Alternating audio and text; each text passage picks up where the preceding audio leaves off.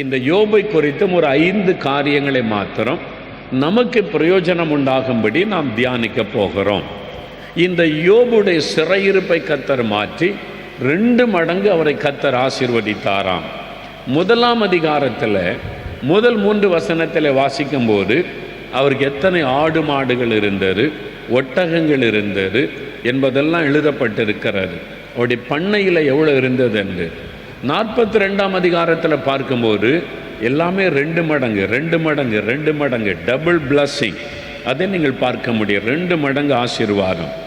நீங்கள் பார்த்தீங்கன்னா 7000 ஆடுகள், 3000 ஒட்டகங்கள், 500 ஏறு மாடுகள், 500 கழுதைகள், திரளான பணிவிடைக்காரர்கள். இப்படி சிறப்பாக வாழ்ந்தவர் யோபு. இப்போ கடைசி அதிகாரத்தில் வரும்போது எல்லாமே 2 மடங்கு 2 மடங்கு 2 மடங்கு ஆசீர்வாதம். கர்த்தருடைய சிறையிருப்பை மாற்றி அவரை 2 மடங்கு ஆசீர்வதித்தார் என்று வசனம் சொல்லுகிறார். 42:10 அதை வாசிக்கிறோம். இன்றைக்கு உங்களுடைய வாழ்க்கையில் ஏதோ ஒரு சிறையிருப்பு இருக்கிறார். வியாதி என்கிற சிறையிருப்பு. யோபு நோயினால் பாதிக்கப்பட்டு வியாதி என்கிற சிறையிருப்பில் உட்கார்ந்திருந்தார். நஷ்டம் என்கிற சிறையிருப்பு. தன்னுடைய தொழில் காரியத்தில் நஷ்டமடைந்து இழந்து போன நிலைமையில் இருந்தார். நிந்தை அவமானம் என்கிற சிறையிருப்பு. எல்லாரும் அவரை பரிகாசம் பண்ணாங்க. என்ன பாவம் செய்தானோ யோபு ஒரே நாளில் 10 பிள்ளைகளை இழந்து போனான். இப்படியெல்லாம் அவனை பரிகாசம் பண்ணினார்கள். நிந்தை என்கிற சிறையிருப்பில் யோபு உட்கார்ந்திருந்தார். இப்படி அவமானங்கள், நிந்தைகள், பரிகாசங்கள், இழப்புகள், சரீரத்தில் வியாதி, இப்படிப்பட்ட சிறையிருப்பில் யோபு உட்கார்ந்திருக்கிறார். அவருடைய சரீரத்தில் உண்டான பருக்கள் நிமித்தமாக அவரால் முழு ட்ரெஸ் அணிய முடியாது. அறையில் மாத்திரம் ஒரு துணியை கட்டி கொண்டு சாம்பலில் உட்கார்ந்துருக்கிறார். சாம்பலில் தான் உட்கார முடியும். ஓட்டை எடுத்து சுரண்டி கொண்டு சரும நோய், சருமத்தில் என் தோல் வெடித்து அதிலிருந்த ரத்தம் வடிந்தது என்று அவர் குறிப்பிடுகிறார். அந்த தோல் வெடித்து ரத்தம் அதிலிருந்து வந்து கொண்டிருந்ததாம். பார்க்க அருவருப்பாய் காணப்பட்டது. தலை முதல் கால் வரை அவருடைய சரீரமே நோயினால் பாதிக்கப்பட்டு அந்த சாம்பலில் உட்கார்ந்துருக்கிறார். எவ்வளோ பெரிய வேதனைன்னு பாருங்க. ஒரு சிறையிருப்பு. இன்றைக்கு உங்கள் வாழ்க்கையில் சாத்தான் சில சிறையிருப்புகளை கொண்டு வந்திருக்கலாம். வியாதி என்கிற சிறையிருப்பில் நீங்கள் இருக்கலாம். தலைவலி, வயிற்று வலி, கேன்சர், ஆஸ்துமா, ஆர்த்ரைட்டிஸ், இருதயம் பாதிக்கப்பட்டுட்டு கர்ப்பப்பை பாதிக்கப்பட்டு விட்டது, அல்லது லங்ஸில் ஒரு பாதிப்பு வந்து விட்டது, லிவரில் ஒரு பாதிப்பு, என் நரம்புகள் எலும்புகளில் பாதிப்பு, நடக்க முடியல, பேச முடியல, முன்னால் மாதிரி உற்சாகமாக இருக்க முடியல. ஒரு சிறையிருப்பு. சாத்தான் ஒரு நோயில், ஒரு பலவீனத்தில் உங்களை சிறையிருப்புக்குள்ளே வைத்திருக்கலாம். உங்களால் விடுதலையாக எதையும் செய்ய முடியாமல் ஒரு வேதனையோடு இருக்கலாம். பயம் என்கிற சிறையிருப்பு. மரணத்தை குறித்த பயம், எதிர்காலத்தை குறித்த ஒரு பயம், தேவைகளை குறித்த பயம்.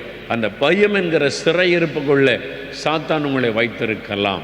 ஒரு மன அழுத்தம், டிப்ரெஷன் என்கிற சிறையிருப்பு. ஒன்றையும் யோசிக்க முடியல, சந்தோஷமாகவே இருக்க முடியல, மனக்குழப்பமாகவே இருக்கிறது. அந்த மன அழுத்தம் என்கிற சிறையிருப்பு. நஷ்டம் என்கிற சிறையிருப்பு. வியாபாரத்தில் நஷ்டம், தொழிலில் நஷ்டம், எல்லாத்தையும் இழந்துட்டேன், அந்த மாதிரி இழப்பு என்கிற சிறையிருப்பு. நஷ்டம் என்கிற சிறையிருப்பில் நீங்கள் உட்கார்ந்துருக்கலாம். தோல்வி என்கிற சிறையிருப்பு. பரீட்சையில் தோல்வி, இன்டர்வியூவில் தோல்வி, வியாபாரத்தில் தோல்வி, வேலையில் தோல்வி, வாழ்க்கையிலேயே தோல்வி. இந்த தோல்வி என்கிற சிறையிருப்பில் இருக்கலாம். ஒரு நிந்தை, அவமானம். குழந்தை இல்லை, அதனால நிந்தை. வருமானம் இல்லை, அதனால நிந்தை. மற்றவங்க பரிகாசம் பண்ணுறாங்க, அது மாதிரி நிந்தைக்கு என்கிற சிறையிருப்பு. இப்படி ஏதோ ஒரு வேதனை, அதனால் உண்டான சிறையிருப்பு. அதனால் உங்களுடைய சந்தோஷத்தை இழந்து இந்த சிறையிருப்பிலிருந்து ஒரு விடுதலை கிடைக்காதா என்ற ஏக்கத்தோடு நீங்கள் வந்திருக்கலாம். ஒரு நற்செய்தியை சொல்லுகிறேன். இன்றைக்கு கர்த்தர் உங்களுடைய சிறையிருப்பை மாற்றப் போகிறார். இன்றைக்கு உங்களுடைய சிறையிருப்பை மாறப்போகிறார். சாத்தான் கொண்டு வந்திருக்கிற சிறையிருப்பை மாறப்போகிறாரு. சிறையிருப்பு மாறுவது மாத்திரம் அல்ல, 2 மடங்கு ஆசீர்வாதம். Double portion of the blessing. நீங்கள் 2 மடங்கு ஆசீர்வாதத்தை பெற்றுக்கொள்ள போறீங்க. இழந்து போன சரீர சுகத்தை 2 மடங்கு ஆரோக்கியமாக பெற்றுக்கொள்ளுவீங்க. இழந்து போன தொழிலை 2 மடங்கு ஆசீர்வாதமாக பெற்றுக்கொள்ளுவீங்க. நீங்கள் இழந்து போனதை எல்லாம் 2 மடங்காய் கர்த்தர் உங்களுக்கு தருவார். சிறையிருப்பை மாற்றி உங்களை 2 மடங்கு ஆசீர்வதிப்பார். இதான் வாக்கு தத்தம். யோபுக்கு ஆண்டவர் அப்படித்தான் செய்தார், உங்களுக்கும் ஆண்டவர் அப்படி செய்வார். நான் அந்த யோசித்து பார்த்தேன். இந்த 1ஆம் அதிகாரத்திலையும் கடைசி அதிகாரத்தில் நீங்கள் வாசித்தீங்கன்னா அதனுடைய 7000 ஆடுகள், 3000 ஒட்டகங்கள், 500 ஏர் மாடுகள், இப்படிலாம் எண்ணிக்கையில் இருக்குது. 42ஆம் அதிகாரம் பார்க்கும்போது எல்லாமே டபுளாக இருக்கும். 7000ன்னா 14000 ஆடுகள் பாருங்கள், 14000 ஆடுகள், 3000 ஒட்டகங்கள்னா 6000 ஒட்டகங்கள், எல்லாமே டபுளாக இருக்கும். நீங்கள் வீட்டில் போய் வாசித்து பாருங்கள். யோபு 42 அதிகாரத்தில் ஆடு, மாடு, ஒட்டகம், கழுதைகள் எல்லாம் டபுளாக இருக்கும். ஆனால் முதல்ல யோபுக்கு 10 பிள்ளைகள் இருந்தாங்க. 10 பேரும் இறந்து போயிட்டாங்க, இழந்துட்டாரு. 2வது ஆண்டவர் அப்போ 20 பிள்ளைகள் கொடுத்துருக்கணும்ல. 2 மடங்கு ஆசீர்வாதம்னா எத்தனை பிள்ளைகள் இருக்கணும்? 20. ஆனால் எத்தனை பிள்ளைகள் இருந்தாங்க? 10 தான் இருந்தாங்க. அதில் மட்டும் ஏன் டபுளாக கொடுக்கல ஆண்டவர்? ஆடு, மாடு, ஒட்டகம் எல்லாத்துலேயும் 2 மடங்கு, எல்லாம் டபுள் எண்ணிக்கை. இப்போ பிள்ளைகள் மாத்திரம் முதல்ல 10 இருந்தால் இப்போ 20 இருக்கணும்ல, டபுள் போர்ஷன். 2 மடங்கு ஆசீர்வாதம்னு பைபிளில் இருக்குல்ல. அப்போ ஏன் அப்படின்னு பார்த்தா பிள்ளைகள் 10 தானே கொடுத்துருக்குறான்னு பார்த்தா ஆண்டு சொன்ன கீழே வாஸ்து பாரு. கீழே வாஸ்து பார்த்தீங்கன்னா இருக்குது, தேசத்தில் எங்கும் யோபின் குமாரத்திகளைப் போல சௌந்தரியமான பெண்கள் காணப்படவே இல்லை. அந்த முழு தேசத்திலையுமே அழகான பெண்கள் யாரு? யோபுடைய 3 குமாரத்திகள் தான். அதில் 2 மடங்கு ஆசீர்வாதம். அல்லேலூயா சொல்லுங்க. எல்லாம் பார்ப்பாங்க, அந்த ஊர்லெல்லாம் பேசியிருப்பாங்க, யோபுடைய பிள்ளைகளை பாரு, இந்த பெண் பிள்ளைங்க எவ்வளோ அழகாக இருக்குது. அந்த 3 பிள்ளைங்க தான் அந்த தேசத்திலே அழகானவர்கள். ஆண்டவர் அதில் 2 மடங்கு ஆசீர்வாதம் கொடுத்துட்டார் பிள்ளைகளுடைய வாழ்க்கையில். தேவன் நமக்கு வாக்கு கொடுத்தால் அதை நிறைவேற்றுகிறவர். இன்னைக்கு உங்களுக்கு வாக்கு கொடுக்கிறாரு, சிறையிருப்பை மாற்றி 2 மடங்கு ஆசீர்வதிப்பேன். விசுவாசிக்கிறீங்களா? விசுவாசிக்கிறீங்களா? கடன் பிரச்சனை என்கிற சிறையிருப்பை மாறப்போகிறது. வறுமை என்கிற சிறையிருப்பை மாறப்போகிறது. நஷ்டம் என்கிற சிறையிருப்பை மாறப்போகிறது. நிந்தை என்கிற சிறையிருப்பை மாறப்போகிறது. 2 மடங்கு ஆசீர்வாதம். ஒரு குழந்தை கேட்டால் 2 தருவார் ஆண்டவர். அல்லேலூயா. ஆண்டவர் அப்படி 2 மடங்கு ஆசீர்வதிக்க போகிறார். அப்போ யோபு எப்படிப்பட்ட மனிதராக இருந்தார்? யோபுவை தேவன் ஏன் அப்படி ஆசீர்வதித்தார்? இந்த யோபுடைய வாழ்க்கையை நீங்கள் கவனமாக பார்க்கும்போது அவருடைய வாழ்க்கையிலிருந்து சில அருமையான சுபாவங்களை பார்க்க முடியும். அதிலிருந்து ஒரு 5 காரியத்தை நான் சுருக்கமாய் சொல்லி ஜெபிக்க போகிறோம். முதலாவது காரியம், யோபு எப்படிப்பட்டவராயிருந்தார்? யோபு 1ஆம் அதிகாரம் 8வது வசனத்தை வாசிக்க கேட்போம். கர்த்தர் சாத்தானை நோக்கி, என் தாசனாகிய யோபின் மேல் கவனம் வைத்தாயோ? உத்தமனும் சன்மார்க்கனும் தேவனுக்கு பயந்து பொல்லாப்புக்கு விலகுவனுமாகிய அவனைப் போல பூமியில் ஒருவனும் இல்லை என்றார். கர்த்தர் சாத்தானை பார்த்து யோபை குறித்து பேசுகிறார். என் தாசனாகிய யோபு, இஸ் மை சர்வன்ட். என் தாசனாகிய யோபு, அவன் உத்தமன், சன்மார்க்கன், அவன் தேவ பயமுள்ளவன், பொல்லாப்புக்கு விலகுகிறவன், பூமியில் அவனைப் போல ஒருவரும் இல்லை. அவன் வாழ்ந்த காலத்தில் யோப மாதிரி தேவனுக்கு பிரியமா யாருமே கிடையாது. முதலாவது, அவன் தேவனால் சாட்சி பெற்ற ஒரு மனிதன். ஆண்டவர் சாட்சி கொடுக்கிறார்.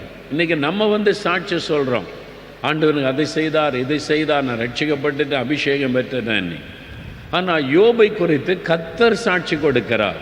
அவன் என்னுடைய தாசன், அவன் உத்தமன், சன்மார்க்கன், தெய்வ பயமுள்ளவன், பொல்லாப்புக்கு விலகுகிறவன், அவனைப் போல பூமியிலே ஒருவனும் இல்லை. தேவனால் நற்சாட்சி பெற்ற ஒரு வாழ்க்கை வாழ்ந்தவர் யோபு. அதான் ரொம்ப முக்கியம். மற்றவங்க உங்களை பற்றி என்ன சொல்கிறாங்க என்பது முக்கியம் அல்ல. உங்களை உண்டாக்கின தேவன் உங்களை குறித்து என்ன சொல்லுகிறார் என்பது தான் முக்கியம். வேத புஸ்தகத்தில் தேவனால் சாட்சி பெற்ற பலருடைய வாழ்க்கை எழுதப்பட்டிருக்கிறது. பாருங்கள், அப்போஸ்தலர் 13ஆம் அதிகாரம் 22வது வசனம் வாசிக்கும் போது அங்கே ஆண்டவர் தாவீதை குறித்து ஒரு சாட்சி கொடுக்கிறார். தாவீது என் இருதயத்திற்கு ஏற்றவன், எனக்கு சித்தமானதையெல்லாம் அவன் செய்வான். கர்த்தர் சாட்சி கொடுக்கிறார், தாவீது என் இருதயத்திற்கு ஏற்றவன், a man after my own heart, என் இருதயத்திற்கு ஏற்றவன், எனக்கு சித்தமானதையெல்லாம் அவன் செய்வான். தேவனால் சாட்சி பெற்றவன். அதே மாதிரி எபிரெயர் 11ஆம் அதிகாரம் 5ஆம் வசனம் வாசிக்கும் போது ஏனோக்கு என்ற மனிதனை குறித்து வேதம் சாட்சி கொடுக்கிறார். ஏனோக்கு தேவனோடு சஞ்சரித்து கொண்டிருந்தான். கர்த்தர் அவனை எடுத்துக்கொண்டார். அவன் எடுத்துக்கொள்வதற்கு முன்பாக தேவனுக்கு பிரியமானவன் என்று சாட்சி பெற்றான். வசனம் சொல்லுங்க, தேவனுக்கு பிரியமானவன். ஏனோக்கு யார்? தேவனுக்கு பிரியமானவன் என்று சாட்சி பெற்றிருந்தான் என்று ஆண்டோடைய வசனம் சொல்லுகிறார். பாருங்க, தானியேலை குறித்து தானியேல் 9:21-23 வரை வாசிக்கும் போது 23 தேவதூதன் வந்து சொல்லுகிறான், தானியேலே நீ மிகவும் பிரியமானவன், நீ தேவனுக்கு மிகவும் பிரியமானவன். சாட்சி கொடுக்கிறார். தேவதூதன் வந்து கர்த்தர் சொன்ன சாட்சியை தேவதூதன் சொல்லி மிகவும் பிரியமானவன், தேவனுக்கு பிரியமானவன் என்று சாட்சி கொடுக்கிறார். இன்றைக்கு உங்களை குறித்து ஆண்டவர் என்ன சாட்சி கொடுக்க முடியும்? நீங்கள் யோசித்து பாருங்கள், உங்கள் இருதயத்தில் கை வச்சு சிந்திச்சு பாருங்கள். இன்றைக்கு ஆண்டவர் உங்களை குறித்து என்ன சாட்சி கொடுக்க முடியும்? எனக்கு பிரியமானவன், எனக்கு பிரியமானவள், எனக்கு பிரியமானதைத்தான் நீ செய்கிறாய் என்று ஆண்டவர் உங்களுக்கு குறித்து சாட்சி கொடுக்க முடியுமா? நீ எனக்கு மிகவும் பிரியமானவன் என்று ஆண்டவர் உங்களை குறித்து சாட்சி கொடுக்க முடியுமா? யோசித்து பாருங்க. தேவன் உங்களை குறித்து என்ன சாட்சி கொடுக்க முடியும்? ஆண்டவர் இன்றைக்கு உங்களை பார்த்து என்ன சாட்சி கொடுக்க முடியும்? ஆண்டவரால் சாட்சி பெறுகிற ஒரு வாழ்க்கை நாம் வாழுகிறோமா? இவன் உத்தமன், சன்மார்க்கன், தேவனுக்கு பயப்படுகிறவன், பொல்லாப்புக்கு விலகுகிறவன், பாவத்திற்கு விலகி வாழுகிறவன் என்று யோபை குறித்து தேவன் சாட்சி கொடுக்கிறார். உங்களை குறித்து என்ன? லஞ்சம் வாங்குகிற ஒரு ஆளை குறித்து ஆண்டவர் நல்ல சாட்சி கொடுக்க முடியுமா? கள்ளக்கணக்கு எழுதுகிற ஒரு ஆளை பார்த்து ஆண்டவர் நற்சாட்சி கொடுக்க முடியுமா? பீடி சிகரெட் குடித்து கொண்டிருக்கிற ஒரு ஆளை பற்றி ஆண்டவர் நல்ல சாட்சி கொடுக்க முடியுமா? மனைவியை நேசிக்காதபடி அடித்து உதைத்து குடும்ப சமாதானத்தை கெடுத்து கொண்டிருக்கிற ஒரு மனிதனை குறித்து தேவன் நல்ல சாட்சி கொடுக்க முடியுமா? புருஷனுக்கு கீழ்ப்படியாம எதிர்த்து பேசி குடும்ப சமாதானத்தை கெடுத்து கொண்டிருக்கிற ஒரு பெண்ணை குறித்து ஆண்டவர் நல்ல சாட்சி கொடுக்க முடியுமா? மாமியார் கூட சண்டை, மருமகள் கூட சண்டை, நாத்தனார் கூட சண்டை, வீட்டில் எப்பவும் பொறாமை சண்டை, இந்த மாதிரி நடந்து கொள்ளுகிற ஒருவரை குறித்து ஆண்டவர் என்ன சாட்சி கொடுக்க முடியும்? யோபு தேவனால் சாட்சி பெற்ற மனிதன். தாவீது, தானியேல் சாட்சி பெற்றவர்கள். யோவான் 1:47 பிலிப்பு என்கிற ஒரு சீஷன் நாத்தான் வேலை இயேசு கிட்ட கூட்டி கொண்டு வருகிறார். இயேசு அவனை பார்த்த உடனே சொல்லுகிறார், இதோ கபடற்ற உத்தம இஸ்ரவேலன். அவன் கபடே கிடையாது, யார் மேல பொறாமை கிடையாது, யார் மேல கோபம் கிடையாது, யார் மேல எரிச்சல் கிடையாது, அடுத்தவங்களை பற்றி பேச மாட்டான், அடுத்தவங்களை பற்றி பொறாமை கொள்ள மாட்டான், கபடற்ற இருதயம் உள்ளவன் நாத்தான் வேல். ஆண்டவர் இயேசு சாட்சி கொடுக்கிறார், கபடற்ற உத்தம இஸ்ரவேலன். இன்னைக்கு உங்களை குறித்து என்ன சாட்சி கொடுக்க முடியும்? நம்மை குறித்து ஆண்டவர் என்ன சாட்சி கொடுக்க முடியும்? ஆண்டவர் சாட்சி கொடுக்கும்படியான ஒரு வாழ்க்கை நமக்குள்ள இருக்குதா? இயேசு வந்து உங்க வீட்டில் வந்து நின்று உங்களை பார்த்து என்ன சாட்சி கொடுக்க முடியும்? நீ ஒரு வாயாடி, நீ ஒரு சண்டைக்காரி, நீ ஒரு ஏமாற்றுகிறவன் அப்படி சொல்லுவாரா? அல்லது நீ உண்மை உள்ளவன், நீ உத்தமன், நீ பாவத்துக்கு விலகி ஜீவிக்கிறவன், நீ என்னுடைய தாசன் என்று ஆண்டவர் சாட்சி கொடுக்க முடியுமா? எப்படிப்பட்ட வாழ்க்கை வாழுகிறோம்? ஆண்டவருக்கு முன்னால் நம்முடைய இருதயத்தை தொட்டு கொஞ்சம் யோசித்து பாருங்க. நான் அவருடைய பிள்ளை தானா?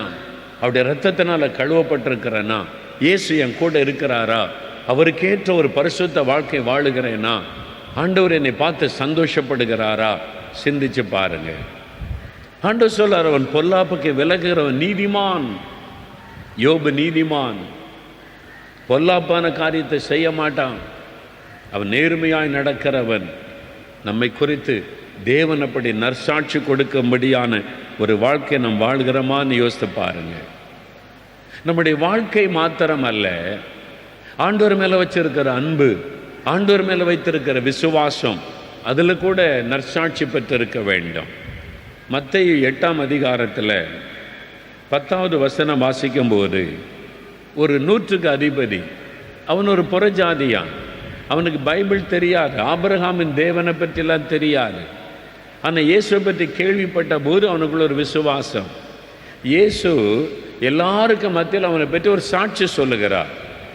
அவர் பின்னால் திரும்பி சீஷர்கள், பெருங்கூட்ட மக்கள், யூதர்களை பார்த்து சொல்லுகிறார், இஸ்ரவேலருக்குள்ளும் இப்படிப்பட்ட ஒரு விசுவாசத்தை நான் காணவில்லை. இந்த மனுஷனை பாருங்க, எவ்வளோ பெரிய விசுவாசம் அவனுக்குள் இருக்கிறாரு. அவனுடைய விசுவாசத்தை குறித்து ஆண்டவர் சாட்சி கொடுக்கிறார். வீட்டில் வேலைக்காரன் திமிர்வாரமாக கிடந்து கஷ்டப்படுகிறான், இயேசுகிட்ட வந்து ஒரு ஜெபம் பண்ணுகிறான். இயேசு சொல்லுகிறார், நான் வந்தவனை சுகமாக்குவேன்னு சொல்லுகிறார். இல்லாண்டவரே, நீர் வர வேண்டாம், அந்த சிரமெல்லாம் உமக்கு வேண்டாம், இங்கிருந்து ஒரு வார்த்தை சொல்லும், வீட்டில் இருக்கிற என் வேலைக்காரன் சுகமாயிருவான். எவ்வளோ பெரிய விசுவாசம் பாருங்க. இங்கிருந்து ஒரு வார்த்தை சொன்னால் போகிறோம், வீட்டில் இருக்கிற என் வேலைக்காரன் சுகமாகி விடுவான். இயேசுவை அதிசயப்பட வைத்து விட்டார். பின்னால் திரும்பி சொல்லுகிறார், இஸ்ரவேலருக்குள்ளும் நான் இப்படிப்பட்ட விசுவாசத்தை காணவில்லை. அவனுடைய விசுவாசத்தை குறித்து சாட்சி கொடுக்கிறார். அதே மாதிரி வேத புஸ்தகத்தில் மார்க்கு 12ஆம் அதிகாரம் 43ஆம் வசனத்தில் தேவாலயத்தில் ஒரு விதவையை குறித்து இயேசு சாட்சி கொடுக்கிறார். தேவாலயத்துக்கு இயேசு போனவர் காணிக்கை பெட்டிக்கு பக்கத்தில் உட்கார்ந்து எல்லாரையும் காணிக்கை போடுறத பார்க்குறார். காணிக்கை பெட்டிக்கு பக்கத்தில் யார் உட்கார்ந்துருக்கிறார்? இயேசு உட்கார்ந்து ஜனங்கள் காணிக்கை கொடுப்பதை கவனித்து கொண்டு இருக்கிறார். நீங்கள் கூட அந்த பெட்டியில் காணிக்கை போடும்போது இயேசு பார்க்குறார். அதை நீங்கள் அங்கே போய் காணிக்கை கொடுத்து ரசீது வாங்கும்போது இயேசு பக்கத்தில் நின்று அதை பார்க்கிறார். நீங்கள் கொடுக்கிற காணிக்கையை தேவன் கவனிக்கிறார் என்பதை மறந்துறாருங்க. நீங்கள் எவ்வளோ தியாகத்தோடு அதை கொடுக்குறீங்க, உங்கள் தேவைக்கு மத்தியில் கொண்டு வந்து அதை ஊழியத்துக்கு நீங்கள் கொடுக்கும்போது தேவன் அதை கவனிக்கிறார். கவனித்து உங்களை ஆசீர்வதிக்கிறவர். பாருங்க, அந்த ஏழை விதவை கொண்டு வந்து 2 காசை போட்டாலாம் காணிக்கை பெட்டியில். நிறைய பேர் காணிக்கை போட்டுட்டு போகிறாங்க, அப்படியே அள்ளி அள்ளி போடுறாங்க, அப்படி போட்டுட்டு போய்கிட்டே இருக்காங்க. இந்த பெண் வந்து ஒருவேளை அந்த காலத்தில் உள்ள ஒரு சின்ன பையில், சுருக்கு பையில் வச்சுருந்ததெல்லாம் எடுத்து உள்ளேருந்து பார்த்து 2 காசை எடுத்து அப்படி போடுகிறாள். இயேசு பார்த்துக்கிறார். வசனம் சொல்லு, இயேசு தன் சீஷர்களை அழைத்து, பேதுரு அந்த பக்கம், யோவான் அந்த பக்கம், அந்திரேயா அங்கெல்லாம் அங்கங்கே தூரமாக நிற்கிறாங்க. இயேசு உட்காந்துக்கிட்டு இருக்கிறார். இந்த பெண் காணிக்க போட்ட உடனே கூப்பிட்ற, பேதுரு சீக்கிரம் ஓடிவா, யோவான் ஓடிவா, அந்திரேயா ஓடிவாங்கன்னு கூப்பிட்றார். என்ன இயேசு சந்தோஷமானே கூப்பிட்றாருன்னு சொல்லி ஓடி வர்றாங்கப்பா. என்ன ஆண்டவரே, என்ன ஆண்டவரே, என்ன. அந்த பெண்ணை பாருங்க, அந்த தாயை பாருங்க, அந்த விதவை தாயை பாருங்க. பார்த்தாச்சு, என்ன என்ன ஆண்டவரே, என்ன விசேஷம். நிறைய பேர் காணிக்க போட்டாங்க, எல்லாரும் நிறைய பணக்காரங்களை வந்து அப்படி எள்ளி போட்டாங்க, பெருமைக்காக போட்டாங்க. ஆனால் எல்லாரை விட இவ தான் அதிக காணிக்கை கொடுத்தா. அப்படியே ஆண்டவர் எவ்வளோ காணிக்கை கொடுத்தா? 2 காசு. என்ன ஆண்டவர் 2 காசை போய் பெருசாக சொல்கிறேன். ஒவ்வொருத்தரும் எவ்வளோ போட்டிருக்காங்க காணிக்க. அங்கே பாருங்கள், ஒருத்தர் அள்ளி போடுறாரு பாருங்க, எவ்வளோ கொடுத்துக்கிட்டு இருக்கிறாரு. 2 காசை பெருமையாக சொல்கிறீங்கன்னா, அவங்கெல்லாம் நிறைய வீட்டில் வச்சுட்டு அதில் கொஞ்சத்தை கொண்டு வந்து காணிக்கை கொடுக்குறாங்க. ஆனால் இவளுக்கு வீட்லேயும் ஒன்றும் இல்லை, தங்கிட்ட இருந்தது கடைசி 2 காசு. அந்த கடைசி காசையும் கொடுத்து விட்டாள். தியாகத்தோடு கொடுத்திருக்கிறாள். தான் பாதிக்கப்படக்கூடிய அளவு கொடுத்திருக்கிறாள். அதனால தான் இவள் எல்லாரை விட அதிகமாய் கொடுத்தாள் என்று சொல்லுகிறேன். சாட்சி கொடுக்கிறார். நம்ம கொடுக்கிறதை குறித்து ஆண்டவர் சாட்சி கொடுக்க முடியுமா? 10 லட்ச ரூபா லாபம் வருது, 5000 ரூபா காணி கொடுக்குற, 5000 ரூபா காணி கொடுத்துட்டேன்னு பெருமையாக சொல்லலாம். அது ஆண்டவரால் சாட்சி பெறாத அந்த காணிக்கை. உனக்கு தான் இவ்வளோ இருக்குல்ல, அதில் கொஞ்சம் தானே கொடுத்துருக்குற, தசமபாகம் கூட கொடுக்கல நீ இன்னும், அதில் கொஞ்சம் தான் கொண்டு வந்து காணி கொடுத்துட்டு 5000 ரூபா கொடுத்துட்டேன்னு நினச்சிக்கிட்டு இருக்கிற. உன்னால் 1 லட்சம் கொடுக்க முடியும், ஆனால் நீ கொடுத்தது வெறும் 5000 தான். நான் எப்படி கொடுத்தலுக்கு ஒரு சாட்சி கொடுக்க முடியும்?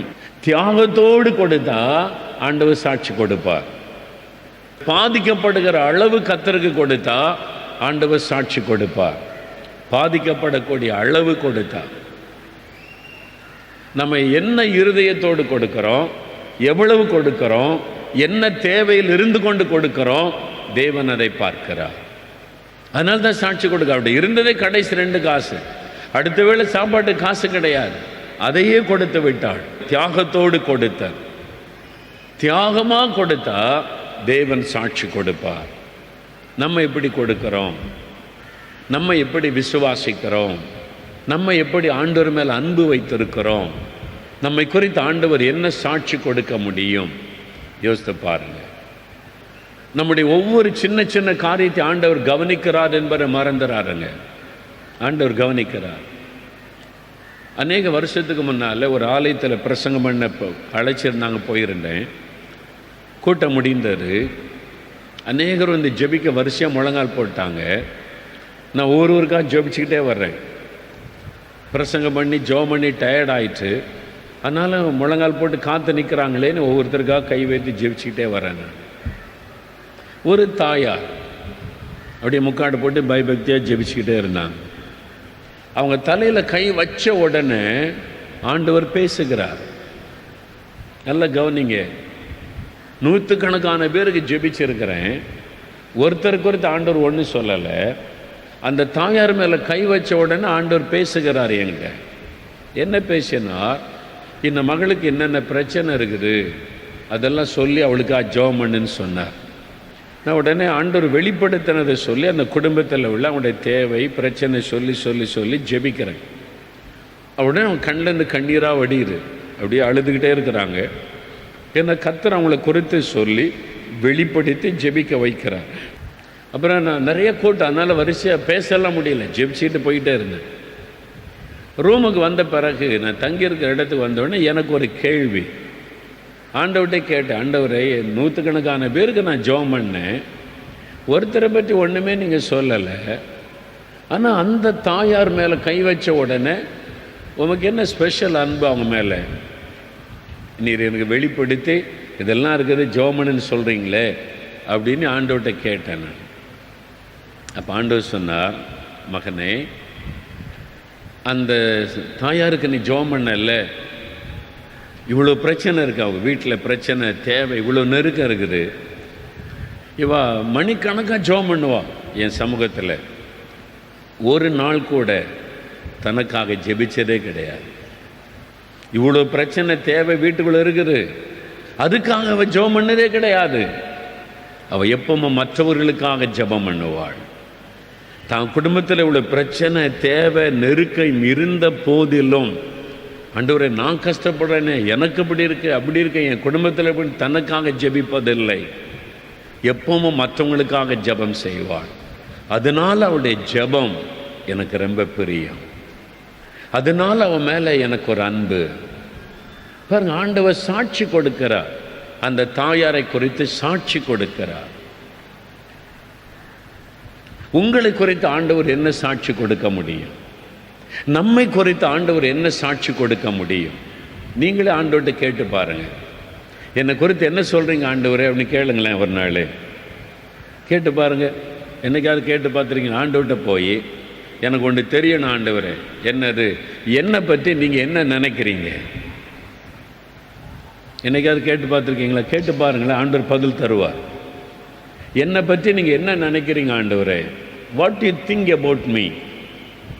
தானியேலை குறித்து எனக்கு பிரியமானவன் சொல்கிறீங்க, தாவீதை குறித்து என் இருதயத்திற்கு ஏற்றவன் சொல்கிறீங்க. என்னை பற்றி நீங்கள் என்ன தான் மனசில் நினச்சிருக்கிறீங்க, என்ன நினைக்கிறீங்க ஆண்டவரேன்னு கேளுங்களேன். ஆண்டவர் நீங்கள் உண்மையாக கேளுங்க, ஆண்டவர் பேசுவார். சாட்சி பெறணும் இயேசுவினால. ஆண்டவர் கொடுக்கிற சாட்சி தான் முக்கியமானது. அதுதான் எந்த மாறுபாடு இல்லாதது. முகத்தாட்சின்னு எல்லாம் ஆண்டவர் பார்க்க மாட்டார், கரெக்டாக சொல்லுவார். ஆண்டவர்கிட்ட கேளுங்க. யோபை குறித்து கர்த்தர் சாட்சி கொடுக்கிறார். தேவனால் சாட்சி பெற்ற ஒரு மனிதன். நீங்கள் சொல்லணும், ஆண்டவரே நான் சாட்சி உள்ள ஒரு வாழ்க்கை வாழணும், உம்மிடத்தில் நான் நற்சாட்சி பெற்ற ஒரு வாழ்க்கை நான் வாழணும் ஆண்டவரே. அப்படி சொல்லணும் ஆண்டவரிடத்தில், உம்மிடத்தில் நான் நற்சாட்சி பெற்ற ஒரு வாழ்க்கை வாழணும். 5ஆம் வசனம் பாருங்க, யோபு 1:5 வசனத்தில், விருந்து செய்கிற அவரவருடைய நாள் முறை முடிகிற போது யோபு, ஒருவேளை என் குமாரர் பாவம் செய்து தேவனை தங்கள் இருதயத்திலே தூஷித்திருப்பார்கள் என்று சொல்லி அவர்களை அழைத்து அனுப்பி பரிசுத்தப்படுத்தி அதிகாலமே எழுந்து அவர்கள் எல்லாருடைய லக்கத்தின்படியேயும் சர்வாங்க தகன பலிகளை செலுத்துவான். இந்த பிரகாரமாக யோபு அந்நாட்களில் எல்லாம் செய்து வருவான். பாருங்க, அவனுக்கு 10 பிள்ளைங்க, 7 குமாரர் 3 குமாரத்திகள், எல்லாருக்கும் தனித்தனி வீடு.